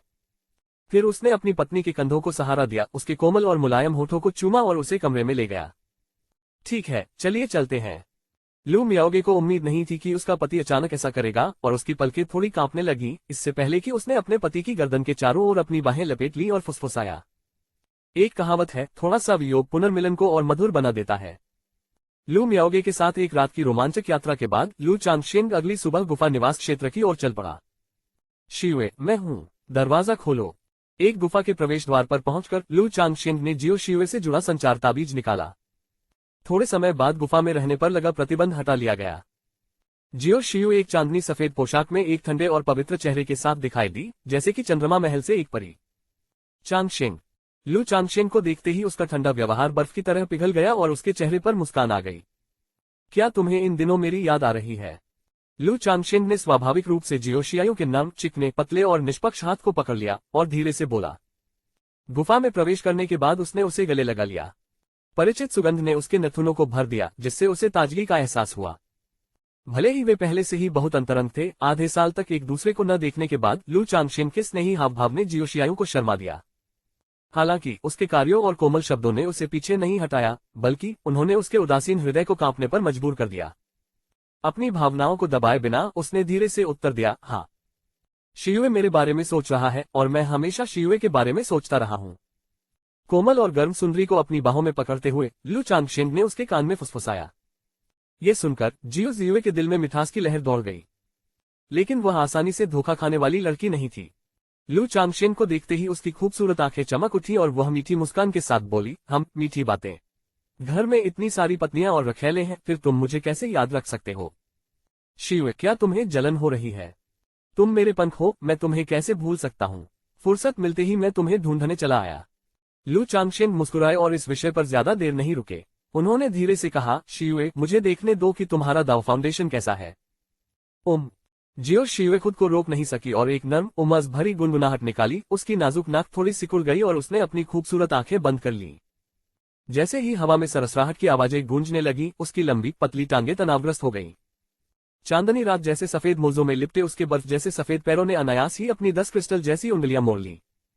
बहुत समय बाद में जियाओ जियुए ने यिन और यांग ऊर्जा को परिष्कृत किया तथा अपनी दावनीव को मजबूत किया। लू चांगशेन के ऊपर धीरे से झुकते हुए उसने कहा, चांगशेन, मैंने संप्रदाय के भीतर कुछ समाचार सुना है। मेंग जेनरेन का पोता, जिससे हमारी मुलाकात ब्लू क्लाउड मार्केट टाउन में हुई थी, मेंग यीबाई, मर चुका है। जियो जियू ने बात की। मेंग यीबाई न केवल एक नकली कोर जेनरेन का पोता था, बल्कि ब्लू क्लाउड संप्रदाय का एक मुख्य शिष्य भी था। यहाँ तक कि ब्लू क्लाउड संप्रदाय जैसे प्रतिष्ठित संप्रदाय में भी आधार स्थापना साधक काफी मूल्यवान थे, जो संप्रदाय की रीढ़ का प्रतिनिधित्व करते थे। इसके अलावा मेंग यीबाई कोई साधारण फाउंडेशन स्थापना साधक नहीं था। अब जब वह बाहर गिर गया था, तो ये ब्लू क्लाउड संप्रदाय के लिए महत्वपूर्ण खबर थी। मेंग यीबाई। लू चांगशेन उस मुलायम पूर्ण चंद्रमा जैसे बर्फ के गोले से खेल रहा था जब उसने ये सुना और अपनी भौहें ऊपर उठाईं। चूंकि जियो शियुए ने ये खबर उसके सामने रखी थी, इसलिए उसे पहले से ही संदेह था कि यह उसी का काम है। उसने इसे छिपाना नहीं चाहा। हल्के से हंसते हुए उसने कहा, जब मैं बाजार शहर से निकला तो वह बिना किसी कारण के मेरा शिकार करने आया, इसलिए मैंने उसे मार डाला। ये सुनकर जियो जियुए ने कोई आश्चर्य नहीं दिखाया। जैसा कि लू चांगशेन ने अनुमान लगाया था, जब उसने पहली बार यह समाचार सुना था तो उसे स्पष्ट रूप से यह आभास हो गया था कि यह उससे संबंधित है। विशेष रूप से सामान्य स्थिति जानने और मेंग यीबाई के चरित्र को समझने के बाद वह लगभग निश्चित थी कि मेंग यीबाई की मृत्यु लू चांगशेन के हाथों हुई थी। यद्यपि वह नहीं जानती थी कि लू चांगशेन, जो अभी अभी फाउंडेशन स्थापना में पहुंचा था, मेंग यीबाई जैसे मध्य फाउंडेशन स्थापना साधक को कैसे मार डालने में सफल रहा। हालांकि उसके यिन यांग पंचतत्व दाओबेस और लाल वस्त्रधारी युवक को मारने के उसके पिछले कारनामे ने पहले ही उसके दिल में लू चांगशेन की छवि को भव्य और शक्तिशाली बना दिया था। उन्होंने महसूस किया कि यद्यपि यह मामला चौंकाने वाला था, फिर भी यह उचित भी था। आखिरकार वह जिस व्यक्ति को पसंद करती थी, वह इतना सरल नहीं था। चांगशेन, मेंग यीबाई के मामले के बारे में, हालांकि मेंग जेनरेन ने इसका पता आप तक नहीं लगाया है, मुझे पता चला है कि उसने ब्लू क्लाउड मार्केट टाउन में जांच की है और वह शायद हम पर नजर रखे हुए है। उसने मुझसे इसके बारे में नहीं पूछा, शायद मेरे मालिक के प्रति सम्मान के कारण। जहां तक मुझे पता है, मेंग जेनरेन अपने पोते मेंग यीबाई से बहुत प्यार करती थी। वह इसे आसानी से नहीं जाने देगी और जांच जारी रखेगी। इस बार मैं भेष बदलकर पहाड़ से नीचे आया हूं, अपनी पहचान और हरकतें छिपाते हुए। आगे से तुम्हें भी सावधान रहना होगा। जियाओ जियुए लू चांगशेन की बाहों में लिपटी हुई धीरे से बोल रही थी। ये संदेह होने के बाद कि लू चांगशेन ने ही मेंग यीबाई की हत्या की थी, वह स्वाभाविक रूप से स्थिति को समझने के लिए गई। वह जानती थी कि मेंग जेनरेन ने मेंग यीबाई की मौत के तुरंत बाद जांच करने के लिए ब्लू क्लाउड संप्रदाय को छोड़ दिया था, विशेष रूप से पूछताछ के लिए ब्लू क्लाउड मार्केट टाउन में गया था। यदि कोई ब्लू क्लाउड मार्केट टाउन में गहन जांच करे तो वह और लू चांगशेन दोनों ही संदिग्धों की सूची में आ सकते हैं। किसान कार्रवाई करते समय शायद ही कभी साक्ष्य पर भरोसा करते थे, खासकर तब जब इसमें शामिल पक्षों के बीच शक्ति में काफी असमानता होती थी। उसके पास एक कोर फॉर्मेशन मास्टर था, इसलिए उसे डरने की कोई बात नहीं थी। हालांकि अगर लू चांगशेन को निशाना बनाया जाता तो उसे गंभीर संकट का सामना करना पड़ सकता था। यही कारण था कि उन्होंने यह मामला उनके ध्यान में लाया। ठीक है, मैं इस संबंध में सावधान रहूंगा, लू चांगशेन ने कहा। उसकी आंखें थोड़ी सिकुड़ गईं और उसने सिर हिलाया। यद्यपि उसने प्रतिशोध की भावना को परिष्कृत कर लिया था, जिससे मेंग जेनरेन उसे ट्रैक करने से बच गया, लेकिन जिस स्थान पर उसने मेंग यीबाई को मारा वह ब्लू क्लाउड मार्केट टाउन से ज्यादा दूर नहीं था। यदि ब्लू क्लाउड सेक्ट ने जांच के लिए लोगों को भेजा तो उन्हें कुछ सुराग मिल सकते हैं। खेती की दुनिया में अनगिनत विधियां थीं और किसी भी चीज को खारिज नहीं किया जा सकता था। शियुए, ब्लू क्लाउड संप्रदाय के बारे में क्या ख्याल है? मेंग यीबाई की मौत पर उनकी क्या प्रतिक्रिया है? लू चांगशेन ने पूछा। वह जानना चाहता था कि संप्रदाय आमतौर पर ऐसी परिस्थितियों से कैसे निपटता है। संप्रदाय ने कानून प्रवर्तन हॉल से लोगों को जांच के लिए भेजा था, जियो जियू ने अपना सिर थोड़ा हिलाते हुए जवाब दिया। लेकिन चूंकि मेन जेनरेन को स्वयं कोई प्रासंगिक जानकारी नहीं मिल सकी, इसलिए कानून प्रवर्तन हॉल केवल औपचारिकता निभा रहा है। यद्यपि एक मुख्य शिष्य की मृत्यु से ब्लू क्लाउड संप्रदाय क्रोधित हो गया, लेकिन ये बड़े पैमाने पर हंगामा करने के लिए पर्याप्त नहीं था। ठीक है, लू चांगशेन ने सिर हिलाया। लगभग 6 महीने बीत चुके थे और ब्लू क्लाउड सेक्ट या मेन जेनरेन की ओर से कोई कार्रवाई न होने से यह संकेत मिलता था कि अभी तक उन तक कोई सुराग नहीं पहुंचा है। हालांकि मेन जेनरेन अपने इतने प्यारे पोते को खोकर आसानी से हार नहीं मानेगा। उसे सतर्क रहने की जरूरत थी। कम से कम मेन गीबाई से लिए गए आध्यात्मिक हथियार, पृथ्वी आत्मा चूहा, पालतू अंडा और तावीज का खजाना न तो उजागर किया जा सकता था और न ही बेचा जा सकता था। अगर उजागर हो जाता तो शायद ब्लू क्लाउड सेक्ट या मेन जेनरेन का ध्यान आकर्षित होता। बातचीत करने और साथ में कुछ स्नेहपूर्ण समय बिताने के बाद लू चांगशेन जाने के लिए खड़ा हुआ। उसे अपनी पत्नी और बेटी की देखभाल करनी थी, इसलिए वह हर समय जियोशियू के साथ नहीं रह सकता था। ये यात्रा मुख्य रूप से जियोशियू की जांच करने और उसकी दाव नींव को बहाल करने में मदद करने के लिए थी। पलक झपकते ही 1 महीना बीत गया। इन दिनों के दौरान लू चांगशेन होनगए घाटी के बाजार शहर में रहे। हर दिन वह ताबीज बनाने, 9 खजाने ज़ेड रुई को परिष्कृत करने, अपने बच्चे की देखभाल करते हुए लू मियाओगे के साथ दोहरी साधना का अभ्यास करने और जियोशियाओ की दाव नींव की मरम्मत करने पर ध्यान केंद्रित करता था। उनके दिन असाधारण रूप से संतुष्टिदायक थे। फाउंडेशन स्थापना चरण में उनकी हाल की प्रगति के साथ जिस गति से वह 9 खजाना ज़ेड रुई को परिष्कृत कर सकते थे, वह काफी बढ़ गई थी। अधिक से अधिक 1 वर्ष के भीतर वह इस शक्तिशाली आध्यात्मिक खजाने को परिष्कृत कर लेगा, जिससे वह इसे अपने शरीर में समाहित कर सकेगा और इसका उपयोग 100 खजाना शोधन शरीर तप तकनीक का अभ्यास करने के लिए कर सकेगा। जैसे जैसे दोहरी साधना अधिक प्रचलित होती गई, लू चांगशेन को मजबूत शरीर का महत्व अधिक समझ में आने लगा। हालांकि यद्यपि उसकी काया में सुधार हो गया था, फिर भी उसकी साधारण रखेलें उसके शक्तिशाली परिश्रम से संघर्ष करने लगी थी। लू चांगशेन को एहसास हुआ कि यदि उसकी स्वनिधि शोधन शरीर तप तकनीक कुछ और चरणों में आगे बढ़ती है, तो उसे ऐसी महिला साधिकाओं को ढूंढना पड़ सकता है जो अंतरंगता का पूरा आनंद लेने के लिए शरीर साधना का अभ्यास भी करती हो। आधे महीने पहले 3 यांग गोली लेने के बाद लू मियाओगे ने क्यूई रिफाइनिंग के 8वें चरण से 9वें चरण तक सफलतापूर्वक प्रवेश किया। यह अनुमान लगाया गया था कि अगले 5 या 6 वर्षों में वह क्यूई शोधन के शिखर पर पहुंच जाएगी और फाउंडेशन स्थापना का प्रयास करने के लिए तैयार होगी। होनगे घाटी के बाजार कस्बे में एक संतुष्ट जीवन जीते हुए लू चांगशेन घर पर अपनी पत्नियों और रखैलों को नहीं भूले। लू मियाओगे और जियोजियू को सूचित करने के बाद वह किंगजू पर्वत पर लौट आए। आखिरकार उनका प्राथमिक आधार अभी भी किंगजू पर्वत पर ही था।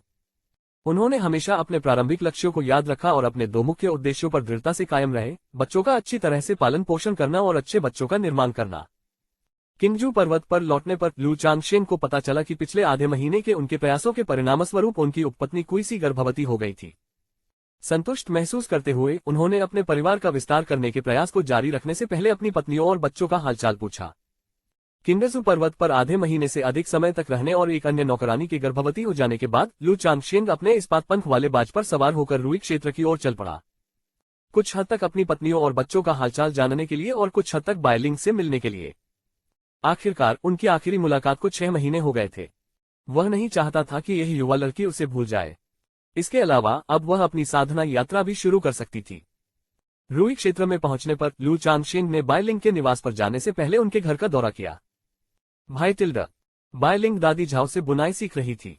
लू चांगशेन को देखकर उसका चेहरा तुरंत खुशी से चमक उठा और वह दौड़कर उसके पास गई। वह अभी भी अपनी अति सुंदर सफेद बहती परी पोशाक पहने हुए थी, लेकिन अब बायलिंग को देखकर लू चांगशेन को लगा कि वह 6 महीने पहले की तुलना में और भी अधिक आकर्षक और मनमोहक हो गई है।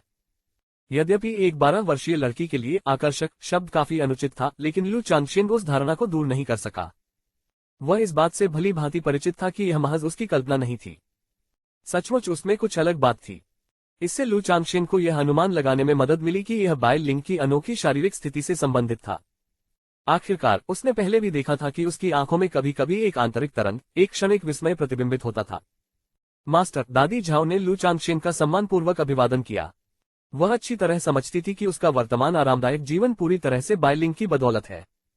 इस प्रकार वह अपनी स्थिति के प्रति बहुत सचेत थी और बार बार बायलिंग को लू चांगशेन की दयालुता की याद दिलाती थी।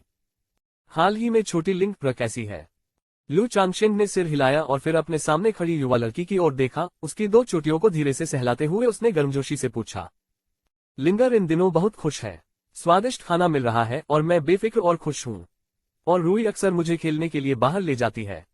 बायलिंग ने प्रसन्नतापूर्वक अपना सिर उसकी ओर झुकाकर बताया। 6 महीने तक लू चांगशेन को न देख पाने के कारण वह उसे बहुत याद करने लगी थी। लू चांगशेन न केवल उसका रक्षक था, बल्कि उसने उसके अंधकार में जीवन में एक सुखद प्रकाश भी लाया था तथा उसके दिल में एक विशेष बंधन को बढ़ावा दिया था। लिंगर, क्या तुम्हें याद है कि मैंने तुम्हें अमरता के भाग्य के बारे में पहले क्या बताया था? लू चांगशेन ने बाइलिंग को कुछ देर तक उसके दैनिक जीवन के बारे में बताते हुए सुनने के बाद पूछा। हाँ भाई, क्या लिंग र सचमुच अमरता प्राप्त कर सकता है? जवाब देते समय बाइलिंग की आंखें आशा से चमक उठी। पिछले 6 महीनों में हालांकि वह ज्यादातर घर पर ही रहती थी, लू चांगशेन की व्यवस्था के कारण लू गयू, लू शिले और लू रुई उसके साथ खेलने आते थे। इस अनुभव ने उसे लू चांगशेन, भाग्य और साधना के बारे में बेहतर समझ दी। इसलिए वह उत्सुकता से आशा कर रही थी कि सचमुच अमरता उसकी नियति है और वह लू चांगशेन के साथ रहने का प्रयास कर सकती है। बेशक भाई तुमसे झूठ नहीं बोलेगा। लू चांगशेन मुस्कुराए और बाइलिंग को लू निवास की ओर ले गए। लू निवास के पिछवाड़े में उन्होंने एक छोटा सा आत्मा सभा समूह स्थापित किया था। इसके अंदर की आध्यात्मिक ऊर्जा शिशोधन के प्रारंभिक से मध्य स्तर तक के साधकों के लिए ध्यान और साधना हेतु पर्याप्त थी। सड़क पर चलते हुए जब पैदल यात्री गुजर रहे थे, लू चांगशेन ने बाइलिंग का चेहरा थोड़ा डरा हुआ देखा। उसने अपने हाथों से उसे कसकर पकड़ रखा था। जाहिर है कि वह अभी भी सामाजिक रूप से चिंतित थी और अजनबियों से डरती थी। लू चांगशेन समझ गया था कि बाइलिंग तभी सामान्य और स्वाभाविक लगती थी जब वह उसके साथ होती थी। घर से बाहर निकलते ही और अजनबियों का सामना करते ही उसकी सामाजिक चिंता फिर से उभर आती थी। वह जानता था कि यह एक मनोवैज्ञानिक आघात है, ऐसी चीज नहीं जो रातों रात ठीक हो सके। कोई बात नहीं, भाई यहाँ है। लू चांगशेन ने धीरे से उसका छोटा सा हाथ दबाया और धीरे से कहा, हम। बाइलिंग ने लू चांगशेन के सुंदर चेहरे को देखा और उसके शब्द वसंत की हवा की तरह महसूस हुए, जिसने उसके दिल को शांत कर दिया, जिससे उसका डर कम हो गया। लू निवास के पिछवाड़े में जहां उन्होंने एक छोटा सा आत्मा एकत्रीकरण समूह स्थापित किया था, लू चांगशेन ने बाइलिंग को मूल स्थान पर लौटने की तकनीक का उपयोग करके साधना की मूल बातें सिखाना शुरू किया। ये साधना पद्धति गुण तटस्थ थी, जिससे ये शुरुआती लोगों के लिए आसान थी और भविष्य में अन्य तकनीकों में बदलाव की अनुमति देती थी। लू चांगशेन से आधे दिन तक विस्तृत व्याख्या के बाद बाइलिंग को साधना की मूल बातें समझ में आ गईं। अपनी खोजबीन के जरिए वह स्वर्ग और पृथ्वी की आध्यात्मिक ऊर्जा को महसूस करने में कामयाब रही और उसे अपने शरीर में समाहित करने की कोशिश करने लगी। यह आध्यात्मिक आत्मीयता उल्लेखनीय है।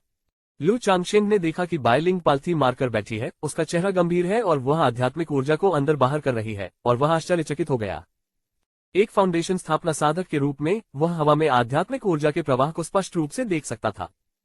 बाइलिंग की आध्यात्मिक ऊर्जा को अपने शरीर में खींचने की गति असाधारण थी। वह उसके पास खड़ा रहा और चुपचाप उसे खेती करते हुए देखता रहा। भाई, मैंने आपके निर्देशों का पालन किया और ऊर्जा को यहाँ और यहाँ तक निर्देशित किया और फिर उसे यहाँ स्थापित होने दिया। बाइलिंग ने आधे घंटे बाद अपनी आंखें खोली और अपने छोटे हाथों से इशारा करते हुए कहा, आध्यात्मिक ऊर्जा की पहली किरण को मात्र आधे घंटे में परिष्कृत करना, और वह भी एक सांसारिक छोटी आत्मा संग्रह श्रृंखला में। लू चांगशेन आश्चर्यचकित था। उन्होंने याद किया कि जब उन्होंने अपनी 9वीं कक्षा की आत्मा मूल के साथ किंजू पर्वत पर साधना शुरू की थी, तो आध्यात्मिक ऊर्जा के अपने पहले कण को परिष्कृत करने में उन्हें पूरी रात लग गई थी। इसका मतलब है कि बाइलिंग की स्पिरिट रूट कम से कम उच्च गुणवत्ता की है, उसने सोचा। या शायद भले ही वह उच्च गुणवत्ता की न हो, लेकिन उसकी अनोखी काया उसे उच्च गुणवत्ता वाली स्पिरिट रूट के बराबर गति से साधना करने की अनुमति देती है। लू चांगशेन ने पहले भी अपनी आध्यात्मिक समझ का उपयोग करके बाइलिंग के शरीर की जांच की थी। उसकी हालत बहुत ही असामान्य थी, जिससे उसके लिए उसकी आत्मा जड़ की सटीक गुणवत्ता का निर्धारण करना मुश्किल हो गया।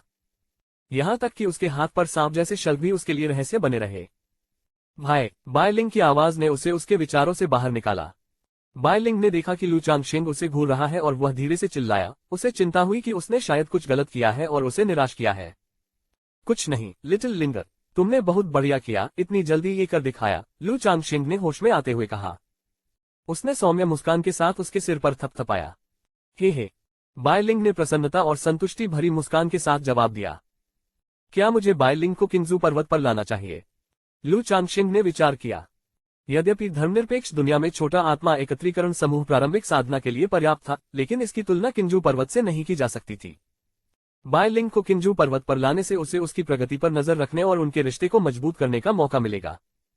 संक्षेप में विचार करने के बाद लू चांगशेन ने बाइलिंग को किंजू पर्वत पर ले जाने का फैसला किया। धर्मनिरपेक्ष दुनिया में रहने से कुछ असुविधाएं हुई और बाइलिंग की तीव्र साधना गति को देखते हुए, जो कम से कम एक उच्च स्तरीय आत्मा मूल का संकेत था, उसे वहां छोड़ना उसके लिए असहज था। यद्यपि धर्मनिरपेक्ष दुनिया में कुछ ही शक्तिशाली साधक थे, फिर भी जोखिम हमेशा बना रहता था। कोई शक्तिशाली साधक बाइलिंग की असाधारण क्षमता को पहचान सकता है और उसे अपने साथ ले जा सकता है। किंजू पर्वत पर वह अधिक सुरक्षित रहेगी। अगर मेरे पास अपनी आध्यात्मिक भूमि और घर होता तो चीजें बहुत अधिक स्थिर और सुविधाजनक होती, लू चांगशिंग ने सोचा। उन्होंने महसूस किया कि एक निश्चित स्तर तक पहुंचने के लिए एक स्थिर आधार की आवश्यकता होती है। इससे बायलिंग जैसी स्थिति सरल हो जाएगी और जियोशियायू आराम से रह सकेगी। यहां तक कि लू पिंगान जैसे आत्मिक जड़ों से रहित उनके बच्चे भी आध्यात्मिक भूमि के भीतर एक छोटा सा गांव या शहर बना सकते थे। वास्तव में एक निश्चित स्तर तक पहुंचने का मतलब है एक घर की आवश्यकता। लू चांगशिंग ने मन ही मन आह भरी। इसके बाद उसने बायलिंग को अपने दूसरे घर ले जाने के निर्णय के बारे में बताया। बायलिंग बहुत खुश थी, लेकिन अपने नए दोस्तों लू वयू, लू शिले और लू रुई को छोड़ने में हिचकिचा रही थी। अपने गांव में बहिष्कृत कर दिए जाने और राक्षस कहे जाने के कारण बायलिंग के पहले कभी कोई दोस्त नहीं थे और अब आखिरकार उसके दोस्त बन गए। चिंता मत करो भाई, जब भी मौका मिलेगा उनसे मिलने आएगा और तुम्हें भी साथ ले आएगा। लू चांगशिंग ने मुस्कुराते हुए उसके सिर पर थपथपाते हुए उसे आश्वस्त किया। इससे बायलिंग की चिंता कम हो गई और उसने खुशी से सिर हिलाया। किंजू पर्वत की यात्रा की तैयारियां शुरू हो गईं। लू चांगशिंग ने सभी जरूरी प्रबंध किए और सुनिश्चित किया कि बायलिंग आराम से और तैयार रहे। उन्होंने अपने घर के अन्य सदस्यों को बायलिंग के आगमन के बारे में भी सूचित किया तथा एक साधक के रूप में उसकी विशेष स्थिति और क्षमता पर जोर दिया। सब कुछ तय होने के बाद लू चांगशिंग और बायलिंग ने किंजू पर्वत की ओर अपनी यात्रा शुरू की, जो अधिक सुरक्षित और अवसर वाला स्थान था, जहां लू चांगशिंग के सावधानीपूर्वक मार्गदर्शन में बायलिंग की खेती फल फूल सकती थी। अप्रत्याशित रूप से केवल आधे साल के भीतर बायलिंग ने अपनी बेटियों के साथ दोस्ती कर ली। लगभग आधे महीने तक घर पर रहने के बाद लू चांगशिंग बायलिंग और दादी झाओ को किंजू पर्वत पर ले गए। बायलिंग को सामाजिक चिंता बहुत ज्यादा थी और उसमें सुरक्षा की भावना का अभाव था। अगर वह उसके बिना किंजू पर्वत पर जाती तो निस्संदेह उसे असुरक्षा महसूस होती। दादी झाओ का उसके साथ होना काफी मददगार साबित होता। 3 दिन बाद एक आत्मा नाव किंजू पर्वत के बाहर उतरी। लू चांगशिंग बायलिंग और दादी झाओ को किंजू पर्वत में ले गए। अब लू परिवार के एक बुजुर्ग के रूप में लू चांगशिंग के लिए 2 लोगों को किंजू घाटी में लाना आसान था। बस एक सरल स्पष्टीकरण की आवश्यकता थी और आगे पंजीकरण की कोई आवश्यकता नहीं थी। पति, ये दोनों कौन हैं? लू म्याओयुन ने बायलिंग की ओर देखते हुए पूछा, जो शर्मीले भाव से लू चांगशिंग का हाथ पकड़े हुए थी। अतीत में लू चांगशिंग अक्सर महिलाओं को घर लाते थे, लेकिन हाल के वर्षों में उन्होंने शायद ही कभी बाहर से किसी को लाया हो। अब बायलिंग को इस तरह देखकर उसने ये भी सोचा कि वह बाहर से लू चांगशिंग की बेटी हो सकती है। आखिरकार जब उसके पति के पास इतनी सारी नौकरानियां थीं, तो यह संभव था कि कुछ बच्चे बाहर घूम रहे हों जिन्हें उसने पहले नहीं देखा था। ये बायलिंग है। लू चांगशिंग ने लू म्याओयुन को बायलिंग की स्थिति के बारे में बताया, लेकिन उन्होंने विस्तार से नहीं बताया। उन्होंने बस इतना कहा कि वह एक गांव से गुजरे और बायलिंग को बचाया, जिसके पास आत्मा की जड़ें और अच्छी प्रतिभा थी, और उसे किंजू पर्वत पर वापस ले आए। लू म्याओयुन, जो स्वाभाविक रूप से बुद्धिमान थी, कई वर्षों से लू चांगशिंग से विवाहित थी और उसने तुरंत उसके शब्दों के कुछ निहितार्थ समझ लिए। ये जानते हुए कि बायलिंग को उसके पति द्वारा इस तरह महत्व दिया जा सकता है, वह साधारण होनी चाहिए। हो सकता है जब वह बड़ी हो जाए तो वह उनकी बहन भी बन जाए। इसके बाद उसने बायलिंग और दादी झाओ को उनकी देखभाल करने के लिए संपत्ति में बसाया। 3 दिन बाद लू युवानरिंग लू चांगशिंग को खोजने आए। उन्होंने बताया कि होंगे घाटी बाजार में 4 प्रमुख परिवारों द्वारा आयोजित नीलामी 3 महीने में शुरू होगी। लू परिवार उच्च गुणवत्ता वाली तावीज सामग्री का एक बैच प्रदान करेगा। बाय परिवार प्रीमियम स्पिरिट पक्षियों का एक समूह लेकर आता था। यू परिवार और झेंग परिवार भी उच्च गुणवत्ता वाले संसाधनों की पेशकश करेंगे। इसके अलावा 4 प्रमुख परिवारों ने अन्य परिवारों, सेनाओं और रूजक कल्टीवेटर्स को भी नीलामी में भाग लेने के लिए आमंत्रित किया। ससुर जी, ये उच्च गुणवत्ता वाली तावीज सामग्री है जो मैंने तैयार की है। ये सभी उच्च गुणवत्ता वाली तावीज सामग्री हैं। लू युवानरिंग ने पहले ही उसके साथ चर्चा कर ली थी, इसलिए लू चांगशिंग ने तुरंत उसके इरादों को समझ लिया और उच्च गुणवत्ता वाले तावीज सामग्री का एक ढेर निकाल लिया। ये सभी तावीज सामग्रियां दुर्लभ थीं और उच्चतम गुणवत्ता वाली तावीज सामग्रियों में से उत्कृष्ट थीं। बहुत बढ़िया चांगशिंग, आपकी कड़ी मेहनत के लिए धन्यवाद। लू युवानरिंग ने प्रसन्न मुस्कान के साथ तावीज सामग्री को देखा। उन्होंने लू चांगशिंग के कंधे पर थपथपाते हुए कहा, निश्चिंत रहें, परिवार इन तावीज सामग्रियों के लिए आपके योगदान के अनुसार आपको सब्सिडी देगा। अब चूंकि मैं भी परिवार का एक बुजुर्ग हूं, इसलिए मेरे लिए परिवार में योगदान देना उचित है। लू चांगशिंग ने मुस्कुराते हुए जवाब दिया। प्रथम श्रेणी की उच्च गुणवत्ता वाली तावीज सामग्री और द्वितीय श्रेणी की तावीज सामग्री साधारण साधकों के लिए अत्यंत दुर्लभ थी। आमतौर पर इन्हें खरीदने के लिए अपॉइंटमेंट लेना पड़ता है और प्रतिस्पर्धा करनी पड़ती है, लेकिन उसके लिए वे कीमत में केवल कुछ आत्मा पत्थर थे। ये सुनकर लू युवानरिंग बहुत प्रभावित हुआ। आखिरकार उनकी नजर में हालांकि लू चांगशिंग का तावीज दाव अच्छा था, फिर भी वह केवल एक प्रथम श्रेणी का तावीज मास्टर था और अभी तक दूसरे स्तर के तावीज मास्टर तक आगे नहीं बढ़ा था। इतने सारे उच्च गुणवत्ता वाले तावीज सामग्री को आकर्षित करना आसान नहीं है। इसमें बहुत समय और प्रयास लगा होगा। शायद इन तावीज सामग्रियों को आकर्षित करने के लिए इसने खुद के लिए नुकसान भी उठाया। लू चांगशेंग को गहरी भावना से देखते हुए लू युवानदिंग ने कहा, चांगशेंग, मैंने पहले मियाओगे से सुना था कि वह क्यूई रिफाइनिंग के 9वें चरण को तोड़ने में सक्षम थी क्योंकि आपने उसे एक गोली दी थी। यह अच्छी बात है कि आपके ऐसे इरादे हैं और एक पिता होने के नाते मैं भी खुश हूं, लेकिन आपको भी अपने बारे में अधिक सोचने की जरूरत है। अब जब तुम्हारे इतने सारे बीवी बच्चे हैं जो सिर्फ तुम पर निर्भर हैं, तो खर्चा तो पहले ही बहुत ज्यादा हो गया है। आगे से इस तरह खर्च मत करना। लू युआनडिंग ने लू चांगशेंग से गंभीरता से बात की। मूलतः वह इस बात से खुश नहीं थे कि लू चांगशेंग ने उनकी 2 बेटियों की एक साथ शादी कर दी। लेकिन जैसे जैसे समय बीतता गया और उसने देखा कि लू चांगशेंग अपनी दोनों बेटियों के साथ कितना अच्छा व्यवहार करता है और उन्हें केवल प्रजनन के उपकरण के रूप में नहीं देखता, तो उसकी अप्रसन्नता धीरे धीरे कम हो गई। वह लू चांगशेंग को अपना सौतेला बेटा मानने लगा। इसलिए उन्होंने ये भी आशा व्यक्त की कि लू चांगशेंग अपनी साधना पर ध्यान केंद्रित कर सकेंगे, संसाधनों को बर्बाद न करें और अपनी प्रगति में देरी न करें। उन्होंने लू चांगशेंग के बच्चों के पालन पोषण के तरीकों के बारे में भी सुना था। जब तक बच्चों में आत्मा की जड़ें पाई जाती रहीं, तब तक वह उनके लिए आधार बनाने हेतु गोलियां खरीदता रहा। उनकी सभी पत्नियां, रखैले और बच्चे आमतौर पर स्पिरिट चावल का सेवन करते थे। इससे वह अपना सिर हिलाने लगा। यद्यपि लू चांगशेंग एक तावीज मास्टर था, जिसके पास लू परिवार द्वारा पुरस्कृत 100 एकड़ आध्यात्मिक क्षेत्र, एक आध्यात्मिक तावीज की दुकान और होंगे घाटी के बाजार में एक गुफा हवेली थी, फिर भी वह ऐसे खर्चों को वहन नहीं कर सकता था। चांगशेंग समझ गया, वह गोली संयोग से मिली थी और मुझे इस समय इसकी जरूरत नहीं है, इसलिए मैंने इसे सिस्टर मियाओगे को दे दिया। लू चांगशेंग मुस्कुराया और कहा, ठीक है, यह अच्छी बात है कि आपके ऐसे इरादे हैं, लेकिन आपको अभी भी अपनी साधना पर ध्यान केंद्रित करना चाहिए। जब आप दूसरे दर्जे के तावीज मास्टर तक पहुंच जाएं, तो और ज्यादा स्पिरिट स्टोन जमा कर लें। हो सके तो आप अमर शहर जाकर एक फाउंडेशन एस्टेब्लिशमेंट पिल खरीदकर फाउंडेशन एस्टेब्लिशमेंट को तोड़ने की कोशिश करें। लू युआनडिंग ने ऐसा कहा। वह स्वाभाविक रूप से क्यूई रिफाइनिंग के अंतिम चरण में लू चांगशेंग की सफलता के बारे में जानते थे। यदि कोई व्यक्ति अपने 30वें दशक में क्यूई शोधन के अंतिम चरण तक पहुंच जाता है, भले ही उसकी आध्यात्मिक जड़ें 9वीं कक्षा तक ही क्यों न हो, उसके लिए फाउंडेशन स्थापना चरण तक पहुंचने की आशा बनी रहती है। हालांकि यह उम्मीद बहुत कम थी, लेकिन कम से कम आशा की एक किरण तो थी।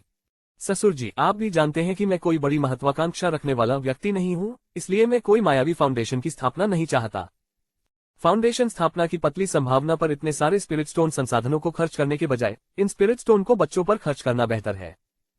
हो सकता है कि इनमें से कोई बच्चा भविष्य में फाउंडेशन एस्टेब्लिशमेंट प्राप्त कर ले।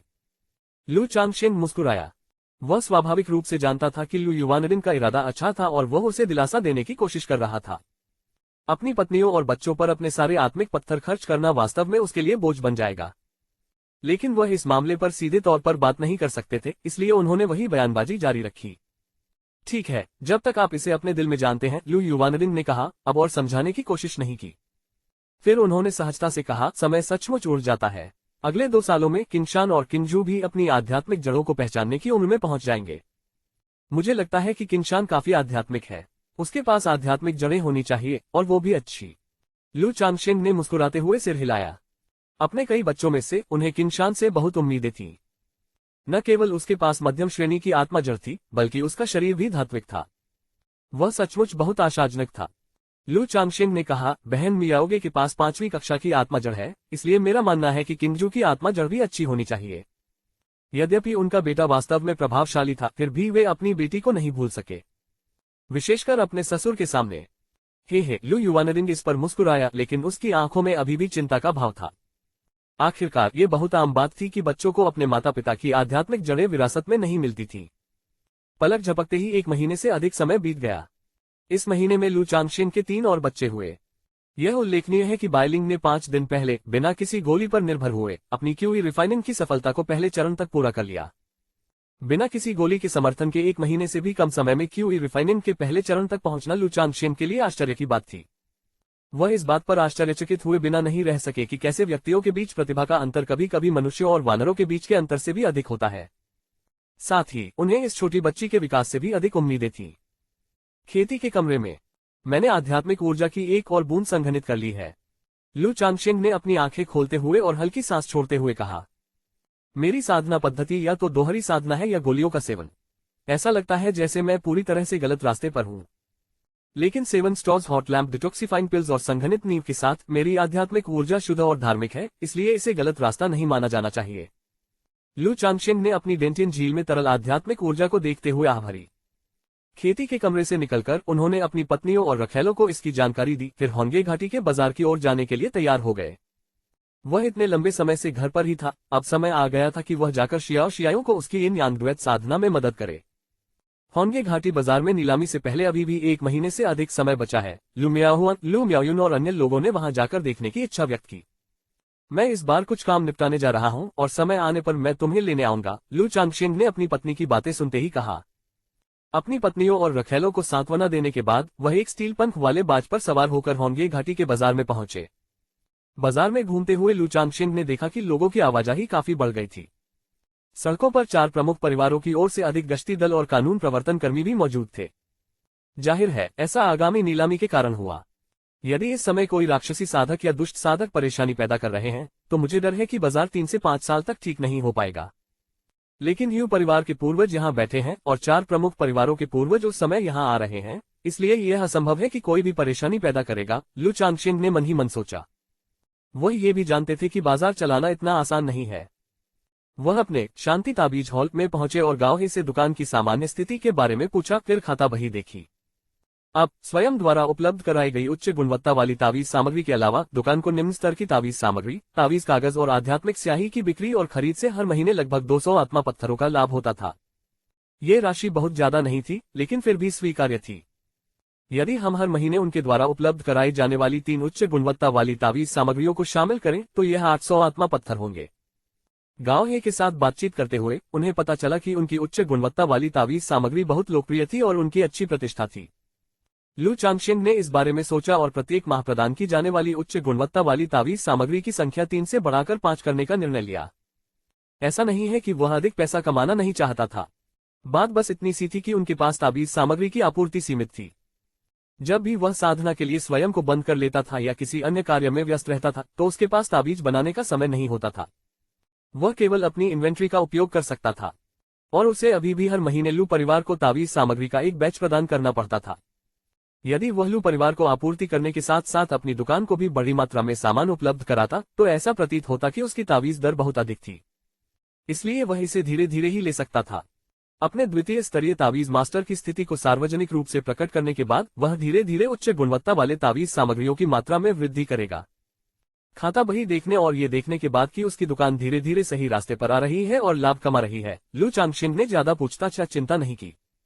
उन्होंने योजना बनाई कि कुछ वर्षों में उनके बच्चे भी आकर इसका अनुभव लेंगे। इसके बाद लू चांगशेंग अपनी पत्नी लू म्याओगे के साथ बातचीत करने और दोहरी साधना के माध्यम से अपने बंधन को बढ़ाने के लिए लू परिवार की आध्यात्मिक तावीज की दुकान पर गए। लू म्याओगे के साथ जाने के बाद लू चांगशेंग जियो के साथ गुफा हवेली क्षेत्र में गया। अपनी अनेक पत्नियों और रखैलों में से केवल जियो के साथ ही उन्हें दोहरी साधना से सबसे अधिक आनंद मिला और इसका प्रभाव सबसे अच्छा था। यिन यांग द्वैत साधना में उनकी सहायता से जियो की नींव में अंततः कुछ सुधार हुआ।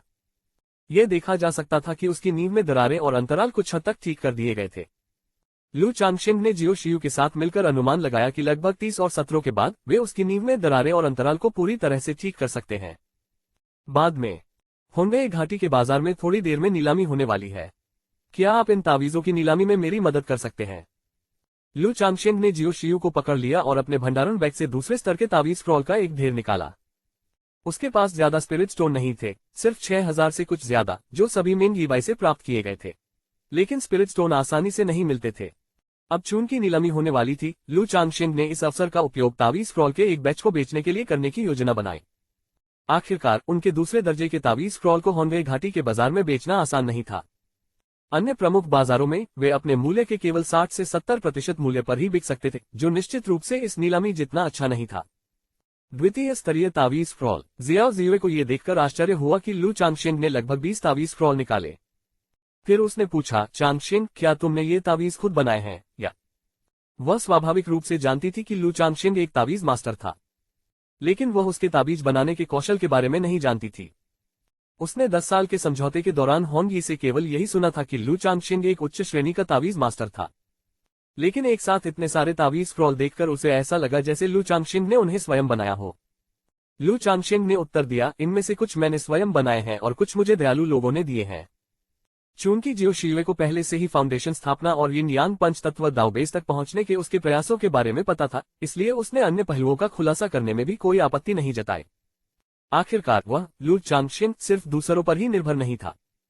चूंकि वह इस लड़की को अपने घर लाना चाहता था, इसलिए स्वाभाविक रूप से उसे अपनी कुछ ताकत और आकर्षण दिखाना पड़ा।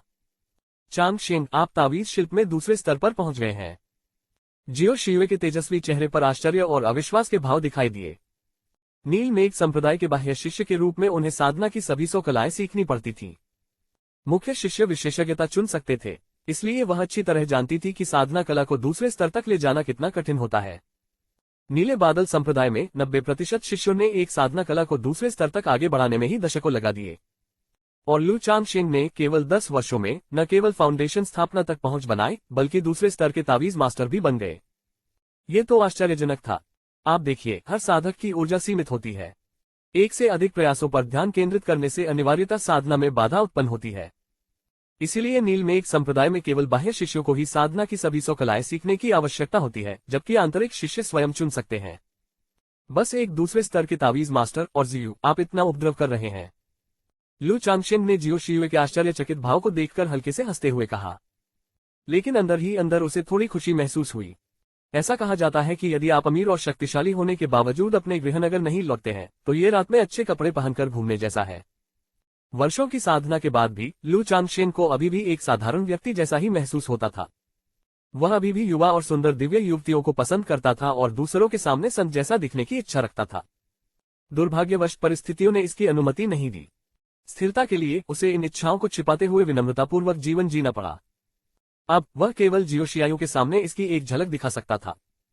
मुझे उम्मीद नहीं थी चांगशिन, तावीज बनाने में तुम्हारी प्रतिभा इतनी अद्भुत होगी। जियाओ जियुए मुस्कुराई। उसकी खूबसूरत आंखों में लू चांगशिन को देखते हुए प्रशंसा का भाव दिखा। खेती की इस क्रूर दुनिया में अधिकांश लोग योग्यतम की उत्तरजीविता की मानसिकता से प्रभावित थे, और लू चांगशिन उसका प्रिय था। अपने प्रिय की उत्कृष्टता देखकर उसे अलग एहसास हुआ।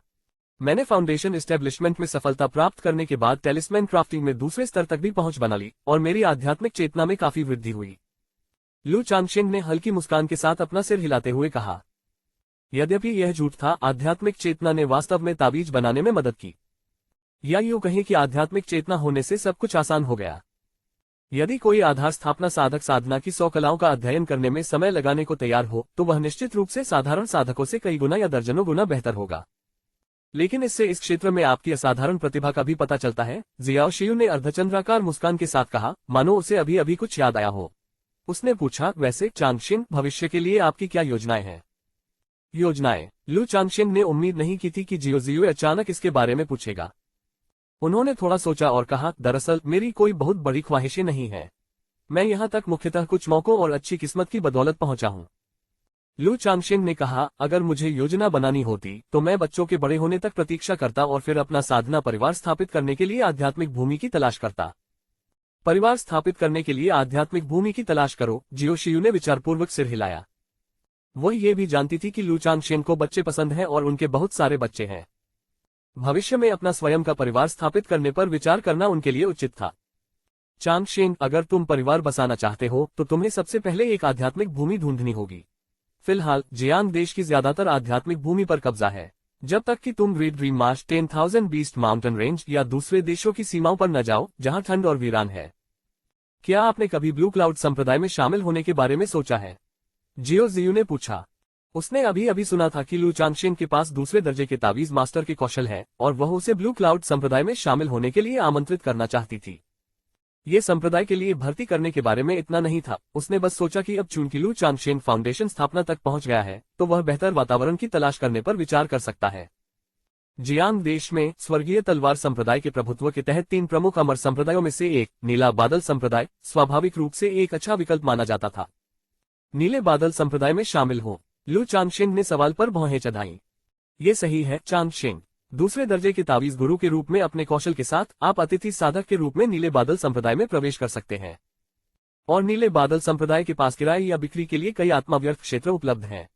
एक बार जब आप नीले बादल संप्रदाय में शामिल हो जाते हैं और एक निश्चित अवधि तक योगदान दे देते हैं तो मैं संप्रदाय के नेता द्वारा आपके लिए एक अच्छी आध्यात्मिक भूमि आवंटित करने की व्यवस्था भी कर सकता हूँ, जियो शियू ने धीरे से समझाया। ब्लू क्लाउड संप्रदाय में प्रवेश करने के लिए केवल एक द्वितीय स्तरीय कौशल पर्याप्त है। लू चांगशेंग ने उत्सुकता से पूछा। वह नीले बादल संप्रदाय में शामिल होने के खिलाफ नहीं था। आखिरकार एक शक्तिशाली संप्रदाय का समर्थन मिलना अच्छी बात है। नीले बादल संप्रदाय के समर्थन से उसके कार्य कहीं अधिक स्थिर और सुविधाजनक होंगे। जब वह ब्लू क्लाउड कमर्शियल हॉल में थे तब उन्होंने अपने कौशल के माध्यम से ब्लू क्लाउड संप्रदाय में प्रवेश करने के मार्ग के बारे में सुना था। अब जियो शियुए से ये सुनकर उसने इस पर और भी अधिक गंभीरता से विचार किया, विशेष रूप से संप्रदाय के माध्यम से एक अच्छी आध्यात्मिक भूमि प्राप्त करने की संभावना वाले भाग पर। बेशक उसने पहले भी अपने लिए एक अच्छा स्पिरिट विंग क्षेत्र हासिल करने की कठिनाई पर विचार किया था, ये जानते हुए कि यह एक चुनौतीपूर्ण काम था। किसी अमर संप्रदाय से किराए पर लेना या खरीदना ज्यादा बेहतर विकल्प लगा। बिल्कुल नहीं, दूसरे दर्जे के कौशल तो बस सीमा है, जियो शियायू ने आगे बताया। हर 3 साल में नीलम में एक संप्रदाय 100 कला सम्मेलन आयोजित करता है, जहां वे बाहरी दुनिया से निर्माण गुरुओं, कीमियागरों, कलाकृतियों को परिष्कृत करने वाले गुरुओं और तावीज गुरुओं की भर्ती करते हैं। जब तक आप मूल्यांकन में उत्तीर्ण होते हैं तब तक आप अतिथि साधक के रूप में नीलम में एक संप्रदाय में प्रवेश कर सकते हैं। लेकिन मुझे विश्वास है कि तावीज दाव में आपकी प्रतिभा के साथ आप निश्चित रूप से मूल्यांकन में उत्तीर्ण होंगे। मैं समझ गया, लू चांगशेंग ने समझ में सिर हिलाया। लू चांगशेंग ने यह उम्मीद नहीं की थी कि ब्लू क्लाउड संप्रदाय इस तरह की पद्धति से प्रतिभाओं की भर्ती करेगा। इससे उन्हें आश्चर्य हुआ कि क्या ब्लू क्लाउड कमर्शियल हॉल से उन्हें जो सिफारिश पहले मिली थी वह भी इस 100 आर्ट्स कॉन्फ्रेंस से संबंधित थी। इसी विषय पर बात करते हुए मैंने सुना है कि ब्लू क्लाउड कमर्शियल हॉल लोगों को ब्लू क्लाउड संप्रदाय में शामिल होने की सिफारिश कर सकता है। क्या इसका इस 100 आर्ट्स कॉन्फ्रेंस से कोई संबंध है? उसने पूछा। ये सही है। हालांकि नीला बादल संप्रदाय बाहरी दुनिया से प्रतिभाओं की भर्ती करता है, वे किसी को भी स्वीकार नहीं कर सकते। उम्मीदवारों की पृष्ठभूमि साफ होनी चाहिए, इसलिए एक कठोर चयन प्रक्रिया है। वे या तो नीला बादल संप्रदाय के प्रभाव में अतिथि साधक बन जाते हैं, कई मूल्यांकनों से गुजरते हैं, या उनके पास गारंटी के रूप में नीला बादल संप्रदाय के किसी वरिष्ठ की सिफारिश होती है, जियाओ जियो ने समझाया। उन्होंने कहा, जब तक आप इच्छुक हैं मैं आपके लिए इस अनुशंसा कोटे का ध्यान रख सकती हूँ। अभी यह जरूरी नहीं है, लू चांगशेंग ने कुछ सोचने के बाद जवाब दिया। फिलहाल मेरे लिए तावीज दाव में अपनी प्रतिभा प्रकट करना उचित नहीं है, और अपनी साधना के स्तर को प्रकट करना भी असुविधाजनक है। इसलिए मुझे लगता है कि तावीज निर्माण के माध्यम से नीले बादल संप्रदाय में प्रवेश करने का प्रयास करने से पहले कुछ साल इंतजार करना बेहतर होगा। ठीक है, जियो जियुए ने समझते हुए सिर हिलाया। वह समय की अहमियत समझती थी और लू चांगशेंग के फैसले से सहमत थी। वह उसकी मदद करना चाहती थी, ठीक वैसे ही जैसे वह उसकी मदद करता रहा था। इस बार पहाड़ छोड़ने से पहले अपनी तैयारियों के बारे में सोचते हुए वह थोड़ा शर्मा गई। लू चांगशेंग और शियाओ शियुए अपना भेष बदलकर नई पहचान के साथ होंगे घाटी के बाजार में नीलामी स्थल पर पहुंचे।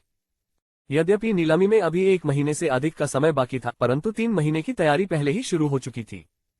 इस आयोजन में न केवल प्रमुख शक्तियों को भाग लेने के लिए आमंत्रित किया गया, बल्कि मूल्यांकन और नीलामी के लिए अपने दुर्लभ खजाने लाने के लिए दुष्ट किसानों का भी स्वागत किया गया।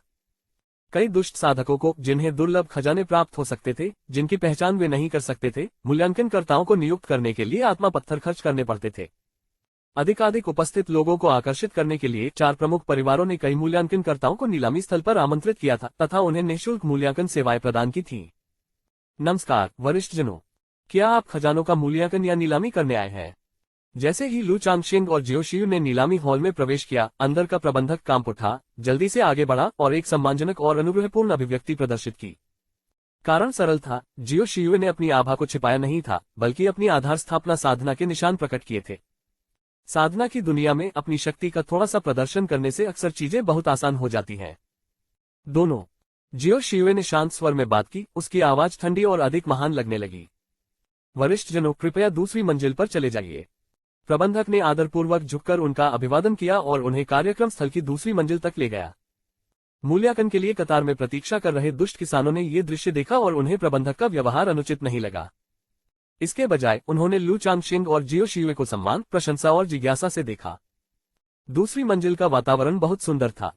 लू चांगशेंग और जियाओ जियुए को एक निजी कमरे में आमंत्रित किया गया।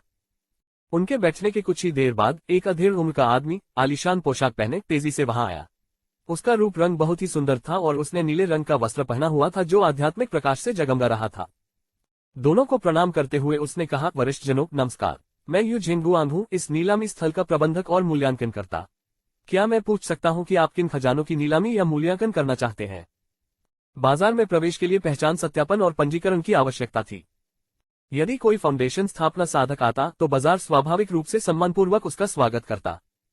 हालांकि इन दोनों से मेल खाते फाउंडेशन स्थापना साधकों की हाल की यात्राओं का कोई रिकॉर्ड नहीं था, जो दर्शाता है कि वे अपनी पहचान उजागर नहीं करना चाहते थे। यू झेंगुआंग ने आगे पूछताछ करने की हिम्मत नहीं की क्योंकि वह अज्ञात फाउंडेशन स्थापना साधकों के प्रति अत्यधिक सम्मान दिखाने की आवश्यकता को समझता था। इन तावीजों पर एक नजर डालो। जियो शियुए ने तावीजों का एक ढेर निकाला और उन्हें धीरे से मेज पर रख दिया। तावीज। यू झेंगुआंग ने सावधानीपूर्वक तावीज लिए, उन्हें संक्षेप में जांचा और फिर अपनी आंखों में और भी अधिक श्रद्धा के साथ जियो शियू को देखा। वरिष्ठ, ये सभी तावीज निम्न श्रेणी के दूसरे दर्जे के तावीज हैं, लेकिन मैं कह सकता हूं कि ये सभी उत्तम वस्तुएं हैं, यू झेंगुआंग ने सम्मानपूर्वक कहा। क्या आप उन्हें नीलाम करना चाहते हैं या सीधे बेचना चाहते हैं? नीलामी के लिए, जियो जियू ने शांति से जवाब दिया। कोई बात नहीं, मैं अभी आपके लिए इसका इंतजाम कर दूंगा। हालांकि नीलामी कुछ समय के लिए शुरू नहीं होगी। क्या आप तावीजों को अस्थायी रूप से हमारे पास रखना चाहेंगे या नीलामी शुरू होने पर उन्हें ले जाएंगे? यू झेंगुआंग ने पूछा। मैं उस समय वापस आऊंगा, जियो जियू ने उत्तर दिया। ठीक है, जब आप आए तो ये टोकन दे सकते हैं और मैं तुरंत आवश्यक व्यवस्था कर दूंगा। यू झेंगुआंग ने एक टोकन सौंपते हुए कहा। तभी लू चांगशेंग ने अपने बैग से एक हल्के नीले रंग का अंडा निकाला और मेज पर रख दिया। उसने पूछा, क्या तुम पहचानते हो कि यह किस तरह का राक्षसी अंडा है? यह अंडा मेंग यीबाई के पालतू थैली से प्राप्त किया गया था। राक्षसी जानवरों की विशाल विविधता को देखते हुए केवल उसके अंडे के आधार पर किसी एक को पहचानना काफी चुनौतीपूर्ण है। लू चांगशेंग ने उसे पहचानने की कोशिश की थी, लेकिन कोई फायदा नहीं हुआ। अब इस मौके पर उसने ये देखने का फैसला किया कि क्या यू झेंगुआंग को पता है एक राक्षसी जानवर का अंडा। यू झेंगुआंग ने अंडे की बारीकी से जांच की। उसकी आंखें सुनहरी रोशनी से चमक रही थी क्योंकि उसने इसका मूल्यांकन करने के लिए एक विशेष नेत्र तकनीक का उपयोग किया था।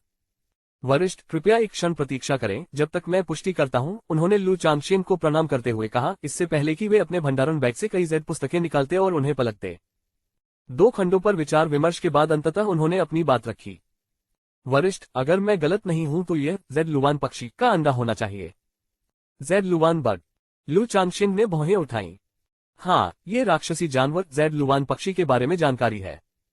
यू झेंगुआंग ने लू चांगशेन को जेड किताब सौंपते हुए कहा। जेड लुवान पक्षी की वंशावली मध्यम स्तर की पृथ्वी श्रेणी की है। ऐसा कहा जाता है कि इसमें एजियो लुवान की सच्ची आत्मा की वंशावली का अंश मौजूद है, जो इसे पृथ्वी श्रेणी की वंशावली में उत्कृष्ट बनाता है। उचित पालन पोषण के साथ इसमें तृतीय श्रेणी का महान दानव बनने की क्षमता है। जेड पुस्तक में पक्षी को एक सुंदर जेड जैसा प्राणी बताया गया है, जो अमर आभा से भरपूर है। नीचे जेड लुवान पक्षी के बारे में एक सरल परिचय दिया गया था, लेकिन इसे कैसे उगाया जाए और कैसे पाला जाए, इस बारे में कोई जानकारी नहीं थी। क्या आप जानते हैं कि इस जेड लुवान पक्षी को कैसे पालते और बड़ा करते हैं? लू चांगशेन ने पूछा। फिलहाल उसका वाहन स्टील पंखों वाला एक घटिया ईगल था। अगर वह जेड लुवान पक्षी को पालना और सेते हुए सीख पाता तो उसे भी एक बार जरूर आजमाना चाहिए। अपनी संभावित युद्ध क्षमताओं के अलावा जेड लुवान पक्षी निस्संदेह सुंदर था।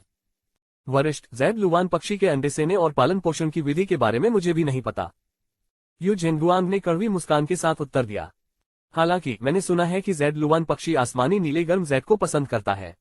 आप राक्षसी जानवर के अंडे सेने के लिए आध्यात्मिक ऊर्जा से भरपूर किसी जगह पर आसमानी नीले गर्म जेड से घोंसला बनाने की कोशिश कर सकते हैं। इससे मदद मिल सकती है। ठीक है, धन्यवाद। लू चांगशेंग ने सिर हिलाया और पालतू अंडे को दूर रख दिया। राक्षसी जानवरों के अंडे सेने और उनके पालन पोषण के बारे में जानकारी अक्सर एक गुप्त रहस्य होती थी, विशेष रूप से पृथ्वी स्तर की रक्त रेखा वाले जेड लुवान पक्षी जैसे जानवरों के लिए। मुझे धन्यवाद देने की कोई जरूरत नहीं है, सीनियर। यू झेंगुआंग ने प्रसन्नता से उत्तर दिया। इसके बाद लू चांगशेन ने नीलामी में उपलब्ध किसी भी मूल्यवान वस्तु के बारे में पूछताछ की। यू झेंगुआंग ने एक फाउंडेशन स्थापना साधक का सामना करते हुए कोई भी जानकारी छिपाने की हिम्मत नहीं की और जो कुछ वह जानता था उसे साझा किया। लू चांगशेन ने सुना, लेकिन उन्हें इसमें कोई खास रुचि नहीं मिली। एक संक्षिप्त बातचीत के बाद लू चांगशेन और जियो जियो जाने के लिए खड़े हो गए। अगर आपको बाजार में कोई समस्या आती है या कोई छोटी मोटी जरूरत है तो बेझिझक यू परिवार के पास आएं। हम यू परिवार होंगे घाटी बाजार के मेजबान हैं। जैसे ही लू चांगशेंग और जियो जियो जाने वाले थे, यू झेंगुआंग ने एक जेड टोकन सौंपते हुए सम्मानपूर्वक कहा। ठीक है। लू चांगशेंग ने हल्की मुस्कान के साथ जेड टोकन स्वीकार करते हुए जवाब दिया। वह समझ गया था कि यू परिवार सद्भावना बढ़ाना और उनके साथ संबंध स्थापित करना चाहता है। लू चांगशेंग और जियाओ शियू के जाने के बाद यू झेंगुआंग ने एक लंबी सांस ली। उसकी अभिव्यक्ति अत्यंत गंभीर थी। हालांकि उसने अपनी साधना आभा प्रकट नहीं की। ये व्यक्ति संभवतः एक आधार स्थापना साधक भी है। 2 अज्ञात फाउंडेशन स्थापना साधक बाजार में आए हैं, इसकी सूचना कुलपति को दी जानी चाहिए। शियुए, आप इस जेड टोकन को रखना चाहेंगी? लू चांगशेंग ने नीलामी घर से बाहर निकलते हुए कहा और टोकन को शियुए की ओर उछाल दिया। चूंकि वह बाजार में अपनी असली पहचान नहीं बता सकता था, इसलिए उसे टोकन की कोई जरूरत नहीं थी। जियाओ जियू को शायद समय समय पर यह काम आ जाए। जियो शियुए ने टोकन पकड़ा और सिर हिलाया, उसे इसके संभावित लाभ का एहसास हुआ। जियो जियुए ने जेड टोकन को दूर रखते हुए स्वीकार किया। फिर उसने कहा, चांगशिन, जेड लुवान पक्षी के अंडे सेने और पालन पोषण की विधि के बारे में यदि आपको आवश्यकता हो तो मैं बाद में संप्रदाय के अभिलेखों की जांच कर सकती हूँ। कोई जल्दी नहीं है, जब आपके पास थोड़ा खाली समय हो तो आप इस पर गौर कर सकते हैं, लू चांगशिन ने सहजता से उत्तर दिया। इस समय उन्हें एक संप्रदाय का हिस्सा होने के लाभों का भी एहसास हुआ। जो खजाने और ज्ञान सामान्य साधकों के लिए पाना कठिन था, वह अमर संप्रदायों के शिष्यों के लिए कहीं अधिक सुलभ था। वैसे यह जेड लुवान पक्षी का अंडा मेंग लीवाई से प्राप्त हुआ था, इसलिए जब आप जानकारी ढूंढें तो थोड़ा सावधान रहें, लू चांगशिन ने उसे याद दिलाया। यद्यपि जटिलताओं की संभावना कम थी, फिर भी सावधान रहना बुद्धिमानी थी, विशेषकर इसलिए क्योंकि नकली कोर साधक द्वारा निशाना बनाया जाना काफी परेशानी भरा हो सकता था। ठीक है, मैं सावधान रहूंगा, जियो जियुए ने धीरे से सिर हिलाया। फाउंडेशन स्थापना साधकों के रूप में अपनी नई पहचान को देखते हुए लू चांगशिन और शियाओ शियू ने सुविधा के लिए बाजार में एक आंगन किराए पर लेने का फैसला किया। वे वहां घुमक्कड़ किसान दंपति की तरह रहते थे, कभी बाजार में टहलते हुए या अपने आंगन में एकांत में रहते हुए। पलक झपकते ही आधे महीने से अधिक समय बीत गया। इस बच्चे के पास 7वीं कक्षा की स्पिरिट रूट है। एक दिन लू चांगशिन को एक रहस्यमय और गहन अनुभूति हुई, जो एक आत्मा मूल वाले बच्चे के जन्म का संकेत थी। समय के आधार पर उन्होंने अनुमान लगाया कि यह यून कियान का अजन्मा बच्चा होना चाहिए। यून कियान के बारे में सोचते हुए वह जियोलोग मार्केट के अपने पुराने दोस्त यू माओचेन को याद करने से खुद को नहीं रोक सका। यू माओचेन द्वारा उसे भर्ती करने की कोशिश के बाद उनके रिश्ते में कुछ दूरी आ गई थी, और जब से लू चांगशिन ने जियोलोग मार्केट में जाना बंद कर दिया था, तब से वे संपर्क में नहीं थे। केवल यून कियान ही कभी कभी यू निंग्रोन के साथ पत्रों का आदान प्रदान करती थी। नीलामी शुरू होने में बस आधा महीना बाकी है, मुझे जल्द ही वापस जाना चाहिए, लू चांगशिन ने सोचा। उन्होंने अपनी कई पत्नियों से वादा किया था कि वह उन्हें नीलामी देखने के लिए होंगे घाटी के बाजार में ले जाएंगे। उन्हें लू परिवार के शिष्यों को शिक्षा देने के लिए भी वापस लौटना था। जियो जियू और लू मियाओगे को सूचित करने के बाद लू चांगशिन किंगजू पर्वत पर वापस चला गया। 9वां बुजुर्ग, मास्टर लू, भाई चांगशिन, जीजाजी चांगशिन। किंगजू पर्वत पर लौटते समय लू परिवार के कई सदस्यों ने रास्ते में लू चांगशिन का अभिवादन किया, जिसका उन्होंने मुस्कुराहट और विनम्रता से उत्तर दिया, बिना किसी बड़े व्यक्ति के दिखावे के। अंकल फू के साथ शिक्षण संबंधी मामलों पर चर्चा करने के बाद लू चांगशिन घर लौट आया।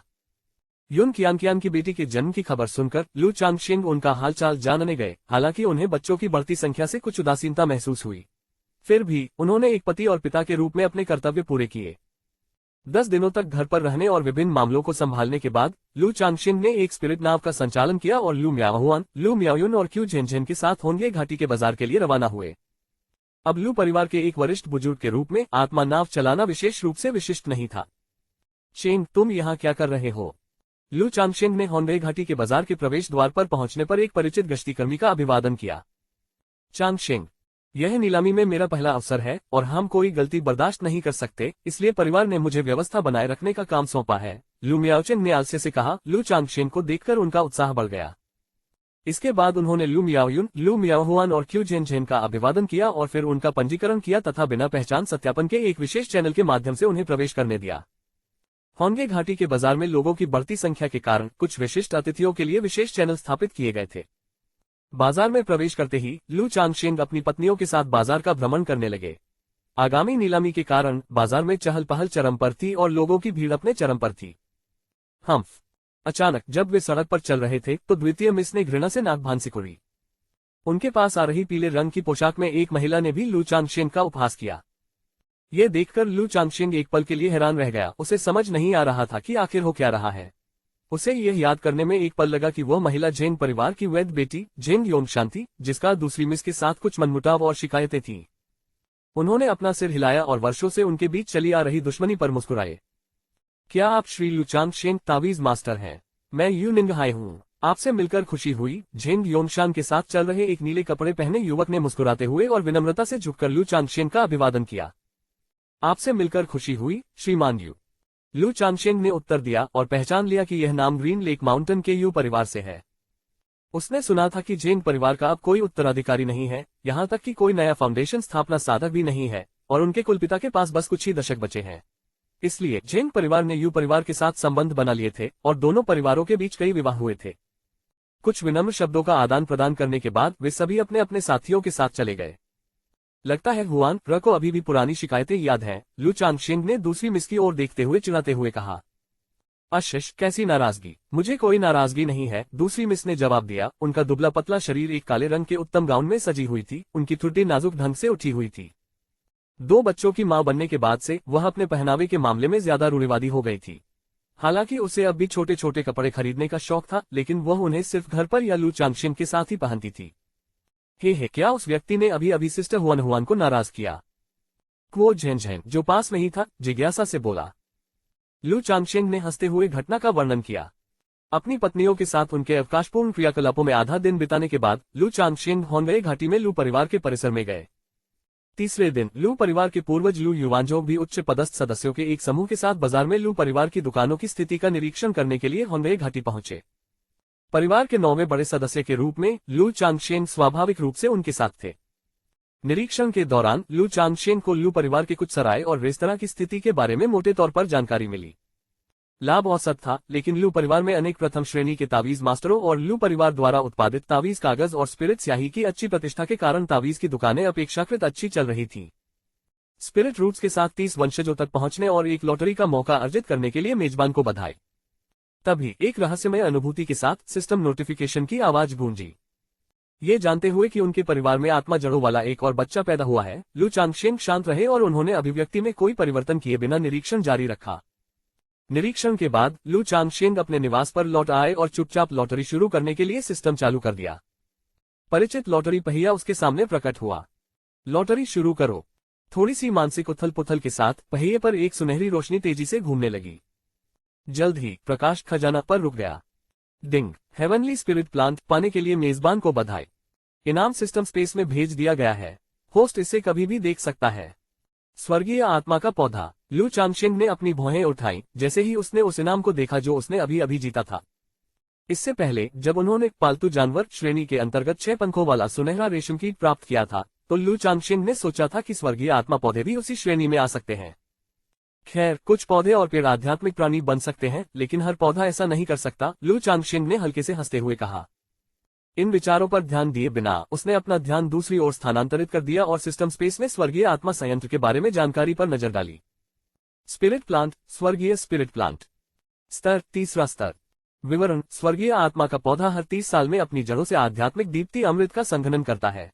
इस अमृत का उपयोग आंखों को शुद्ध करने, उन्हें स्पष्ट और चमकदार बनाने और आध्यात्मिक नेत्र तकनीकों और क्षमताओं को बढ़ाने के लिए किया जा सकता है। स्वर्गीय आत्मा पौधा आध्यात्मिक प्रतिभा अमृत आंखों को साफ करता है, आध्यात्मिक नेत्र तकनीकों और क्षमताओं को बढ़ाता है। लू चांगशेन ने प्रसन्न अभिव्यक्ति के साथ सिस्टम स्पेस में विवरण पढ़ा। अन्य किसी बात का उल्लेख किए बिना केवल इस तथ्य से कि यह एक तृतीय श्रेणी का आध्यात्मिक पौधा था, उन्हें इसके असाधारण मूल्य का एहसास हुआ। इसके अलावा हर 30 साल में अपनी जड़ों से आध्यात्मिक तेज अमृत उत्पन्न करने की क्षमता विशेष रूप से प्रभावशाली थी। खेती की दुनिया में दुर्लभ खजाने जो एक किसान की क्षमताओं और तकनीकों को बढ़ा सकते थे, अत्यधिक मूल्यवान और महंगे थे। आध्यात्मिक दृष्टि विशेष रूप से अधिकांश साधकों के बीच दूसरों की शक्ति का आकलन करने, संरचनाओं को समझने और खजानों की पहचान करने जैसे कार्यों के लिए मांग में थी। ये स्वर्गीय आत्मा पौधा, जो आध्यात्मिक आंखों के लिए लगातार लाभकारी आध्यात्मिक तेज अमृत उत्पन्न करता है, वास्तव में धनवृक्ष माना जा सकता है। हालांकि ये स्वर्गीय आत्मा का पौधा हर 30 साल में केवल एक बार आध्यात्मिक दीप्ति अमृत का संघनन करता है, जो बहुत लंबा समय है। और इस तरह के तीसरे स्तर के आध्यात्मिक पौधे के लिए इसे कम से कम दूसरे स्तर के आत्मा के पौधे पर लगाना होगा। हालांकि इसे किंगजू घाटी में लगाया जा सकता है, लेकिन ये गोल्डन आर्मर बीन मदर जितना सुविधाजनक नहीं है, जिसे आसानी से आंगन में लगाया जा सकता है। ये काफी बड़ा और विशिष्ट लगता है। लू चांगशेन ने गहरी सांस ली और इस आध्यात्मिक पौधे की कमियों को महसूस किया। लंबे समय में ये वास्तव में एक मूल्यवान खजाना था, विशेष रूप से एक कृषक परिवार के लिए। हालांकि व्यक्तिगत रूप से उनके लिए यह वर्तमान में काफी अव्यावहारिक था। कोई बात नहीं, मैं देखूंगा कि समय आने पर मैं इसे लू परिवार में रोप सकता हूं या नहीं। आखिरकार इस तरह के आध्यात्मिक पौधे को प्रत्यारोपित तो किया जा सकता है, लेकिन जब प्रत्यारोपण की बात आएगी तो मुझे एक आध्यात्मिक पौधा गुरु नियुक्त करना होगा। लू चांगशेन ने अभी सिस्टम स्पेस से स्वर्गीय आत्मा के पौधे को न निकालने का फैसला किया। उसने उसे निकालने से पहले उसे रोपने की जरूरत पड़ने तक इंतजार करने का फैसला किया। अन्यथा उसे यह पता नहीं होता कि इसे निकालने के बाद उसे कैसे व्यवस्थित किया जाए। जहां तक स्वर्ग और पृथ्वी अमरता विधि का प्रश्न है, जो उन्होंने प्राप्त की थी, जो स्वर्गीय आत्मा पौधे को जीवनबद्ध आत्मा जड़ में परिष्कृत कर सकती थी, उन्होंने अस्थायी रूप से अपनी पत्नियों और बच्चों द्वारा पौधे को परिष्कृत करने के विचार को अलग रख दिया। ऐसा नहीं था कि वह इस खजाने को छोड़ने को तैयार नहीं था। स्वर्ग और पृथ्वी अमरता विधि द्वारा जीवनबद्ध आत्मा मूल में परिशोधित होने के बाद भी ये पहले की तरह बढ़ता ही रहेगा। यहाँ तक कि साधक भी स्वर्गीय आत्मा के पौधे से कुछ रहस्यमयी क्षमताएं प्राप्त कर सकते थे। हालांकि लू चांगशेन को यह विचार करना था कि उसे इसे लू परिवार में रोपना चाहिए या नहीं। उनके लिए इस खजाने का उपयोग अपनी पत्नियों को स्वर्ग और पृथ्वी अमरता विधि की साधना में सहायता करने के लिए करना असंभव था। रात होते ही लू चांगशेन जियाओ शियाओ के आंगन में गया। कल वह अपनी 4 पत्नियों के साथ नीलामी में शामिल होने वाला था। दुर्भाग्य से वह जियाओ शियाओ के साथ नहीं जा सका, इसलिए उसे नीलामी में मदद करने के लिए उसे परेशान करना पड़ा। अगले दिन लू चांगशेन अपनी 4 पत्नियों के साथ लू युवानजोग, लू युवानरिंग और अन्य लोगों के साथ हुनरे घाटी में नीलामी स्थल पर गए। नीलामी में भाग लेने के लिए कुछ शर्तें थीं, या तो एक निश्चित दर्जा होना चाहिए या अपनी संपत्ति की पुष्टि करनी चाहिए। हालांकि मेजबानों में से एक होने के नाते लू परिवार ने स्वाभाविक रूप से एक विशेष वीआईपी क्षेत्र की व्यवस्था की। भाई लू भाभीओं को नमस्कार। होंगी भी नीलामी में भाग लेने के लिए होनरे घाटी बाजार आए। लू चांगशेन को देखते ही वह तुरंत आगे बढ़कर उन्हें नमस्ते कहने लगा और उनसे परिचित होने लगा। हालांकि वह पहले से ही जानता था कि लू चांगशेन का लू परिवार में एक प्रतिष्ठित स्थान है, फिर भी उसे कई पत्नियों के साथ देखना और लू परिवार के उच्च पदस्थ सदस्यों के साथ चलना उसे आश्चर्यचकित कर देता था। अपने अतीत को याद करते हुए जब वह और लू चांगशेन ली फेयू के साथ अमर संप्रदाय में प्रवेश करने में असफल रहे तो वह कुछ अफसोस महसूस करने से खुद को नहीं रोक सके। वह सोचता था कि लू चांगशेन और ली फेयू केवल खेती करने वाले परिवारों में ही दामाद बन सकते हैं, जबकि वह खेती करने के लिए घर लौट सकता है। लेकिन अब लू चांगशेन ने लू परिवार के सबसे चमकदार मोती से शादी कर ली थी और एक उच्च पदस्थ सदस्य बन गया था, जिससे वह उसका सम्मान करने लगा था। भाई हांग, आप भी यहाँ हैं। लू चांगशेन ने मुस्कुराते हुए सिर हिलाया और अपनी पत्नियों का संक्षिप्त परिचय दिया। क्वा झेनझेन और लू म्याओयुन पहले होंगी से मिल चुके थे, इसलिए केवल लू म्याओहुआन नहीं मिले थे। हालांकि दूसरी मिस का स्वभाव थोड़ा सुधर गया था, फिर भी वह हांगी जैसे लोगों के प्रति उदासीन बनी रही। उसने लू चांगशेन के चेहरे का सम्मान करते हुए केवल हल्के से सिर हिलाकर स्वीकृति व्यक्त की। उन्हें ज्यादा परेशान न करना चाहते हुए होंगी ने अभिवादन का आदान प्रदान करने के बाद जल्दी से वहां से चले गए। मित्र यू, मित्र बाय, मित्र झेंग, मित्र हुआंग, मित्र जू।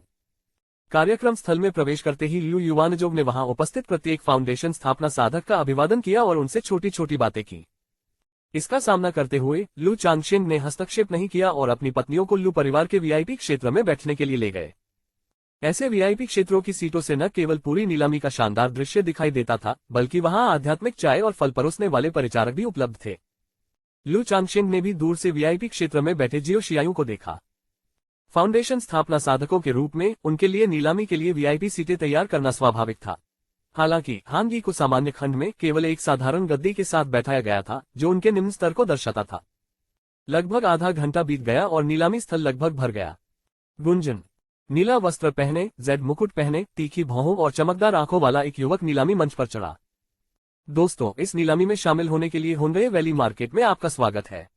मैं यू परिवार से यू निंगजुन हूं और इस नीलामी की मेजबानी करके मुझे बहुत गर्व हो रहा है। मुझे उम्मीद है कि हर किसी को अपनी मनचाही चीज मिल जाएगी, उस युवक ने दर्शकों की ओर झुकते हुए गर्मजोशी और सौम्य मुस्कान के साथ कहा। उनकी आवाज गर्म और स्पष्ट थी, जो हर किसी के कानों तक पहुंच रही थी, जो उनकी काफी साधना को इंगित करती थी, संभवतः क्यूई शोधन के चरम पर। पिताजी, मुझे ऐसा क्यों लग रहा है कि इस नीलामी पर पूरी तरह से यू परिवार का दबदबा है। लू म्याओहुआन ने नीलामीकर्ता को देखते हुए अपनी भौहें थोड़ी सी कुढ़ी, जो खुद भी यू परिवार से था। होंगे घाटी बाजार का भ्रमण करते समय उसने देखा कि गश्ती दल और नीलामी दोनों में मुख्य रूप से यू परिवार के सदस्य ही थे। ये सुनकर लू चांगशेन ने लू युवानरिंग की ओर देखा, मानो उसने भी कुछ नोटिस किया हो। लू म्याओहुआन की तो बात ही छोड़िए, उन्होंने स्वयं भी होंगे घाटी बाजार में अपने कई वर्षों के दौरान इस बात को महसूस किया था। हालांकि इसके पीछे के कारणों के बारे में उन्हें स्पष्ट अनुमान था।